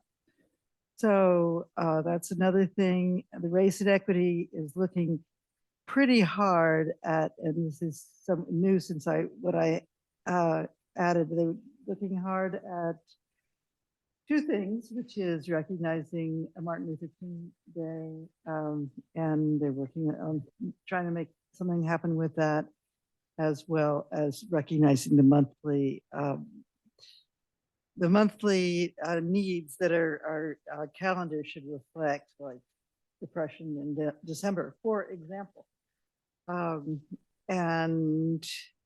then the Conservation Committee, I wanted just to mention that we seem to have a problem with the fence ordinance and not being recognized as a conservation issue. That our animal corridors are protected by our fence ordinance, and to that end, they were recommending that all fences come to the ASCC, so that at least the ASCC there can be some guidance for fences in order to be able to preserve, get animals off their street, for example, and get them someplace to go. So that, I think, is it. Anything? Nope. Oh, sorry. I was just waiting for Mary to finish. So we had the EPC meeting last Thursday. We talked about the evacuation plan. And so I think in concert with EPC and the district, I think we come up with a plan to sort of combine with a different template, which would be a little more operational, but take the information that we have and put it in that format. I think it's going to make it much easier for it to come back to the council then, as it should be then clear what the town's responsibilities are. And then I'm hopeful that this new structure of a plan will then allow us to adopt it, because I think at that point it will be clear, what we're adopting. Whereas I think the current one has a lot of great information, but it was a little hard to see exactly what we were committing to. So I'm hopeful. There's hopefully a meeting next week with Sharif and the district and some of the EPC members to sort of take the first cut. The district has already started working on putting it into this new template. So it seems pretty promising. So I'm hoping early next year we can make some significant progress. Awesome. Great. The only thing that I wanted to add is on Saturday, we have the next meeting of the Hawthorns POG. It's meeting number 4 out of 6, and it's from 9 to 1. at the MidPen offices and is also available by Zoom. So people who are interested in that topic, I encourage you to tune in. And Karen Askey, I think, on behalf of the ad hoc committee on this, has posted on PV Forum instructions just to make it easier for everybody, instructions for how to access the meeting. That's it.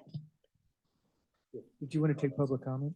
Oh, I'm so sorry. Thank you for the reminder. And we do have 3 hands up. I think the first might be Dana, if I'm remembering your last 4 digits correctly, Dana. Up, that hand just went down. Dave Cardinal. Dave Cardinal. Yes, thanks. I just got unmuted. I want to echo what Mary said. As a wildlife photographer, I do put cameras out, so I have more of a sense maybe of the wildlife crossing our yard than some people, but I don't think it's unusual. You know, there, even 25 years ago, we put a little 3-sided play fence up for our daughter, and it was only like 4 feet high, but the moms, the deer moms, does, could jump over it, but the fawns couldn't. And they would get confused because if there was somebody in the driveway, they didn't know what to do. And, you know, we don't, I think, in large, recognize the impact fences have without paying close attention. And unless there's a really good reason to put one somewhere, and it's really well thought out, I love the way our world works and our yards work, and the number of creatures we see coming across our yard every night is amazing. And I do think that part of what makes Portola Valley different than Atherton, for example, is that we maintain that. So I'm all for regulating and really questioning why a fence needs to exist, how big it needs to be, how long it needs to be there. Like, we took our playground fence down as soon as we were not worried about our daughter running off into a mountain lion. We didn't leave it there forever. So anything we can do to keep our wild spaces and keep our land open, I think would be great. Thank you. Thank you, David. Christy Corley.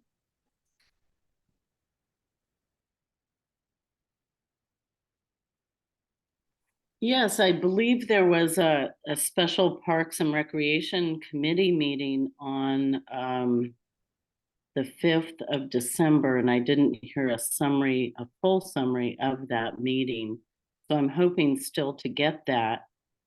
One thing with the Hawthorns is in order to speak at the Hawthorns meeting, you have to fill out a form and list all the agenda items that you want to be able to talk on prior to the meeting, because it's too difficult to do during the meeting. So I do want residents to realize that they have to fill out the form. There's no raised hand on Zoom as this meeting is, which makes it so much easier for us to talk spontaneously. So Hawthorns is coming out with their parking plan. We have 6 options for parking, and one of the options is 50 parking places along Alpine Road, of which we will see a lot of cement. And I think the residents should realize that that is one of the options, and they are really listening to us and they're coming up with other options. But this is our time to talk. This is our time to voice our opinion before they bring it to the town of Portola Valley. So it's extremely important that the residents know how to speak at these meetings and that they have to write a letter 2 hours prior to the meeting. So if it's a 9 a.m. meeting, they need to submit their letter prior to 7 a.m. on Saturday morning, 12/16. So I encourage all residents to go to this meeting and voice their opinion. Do they want dogs? Do they want horses? Do you want more trails? How are we going to, it's mainly trail usage. Do you want to connect trails with other trails in the ranch. This is our time to talk, and and Karen Askey's doing a great job and I commend her. I would like to see a whole summary of the Recreation Committee meeting written up. So I know Karen was there because she's on the committee.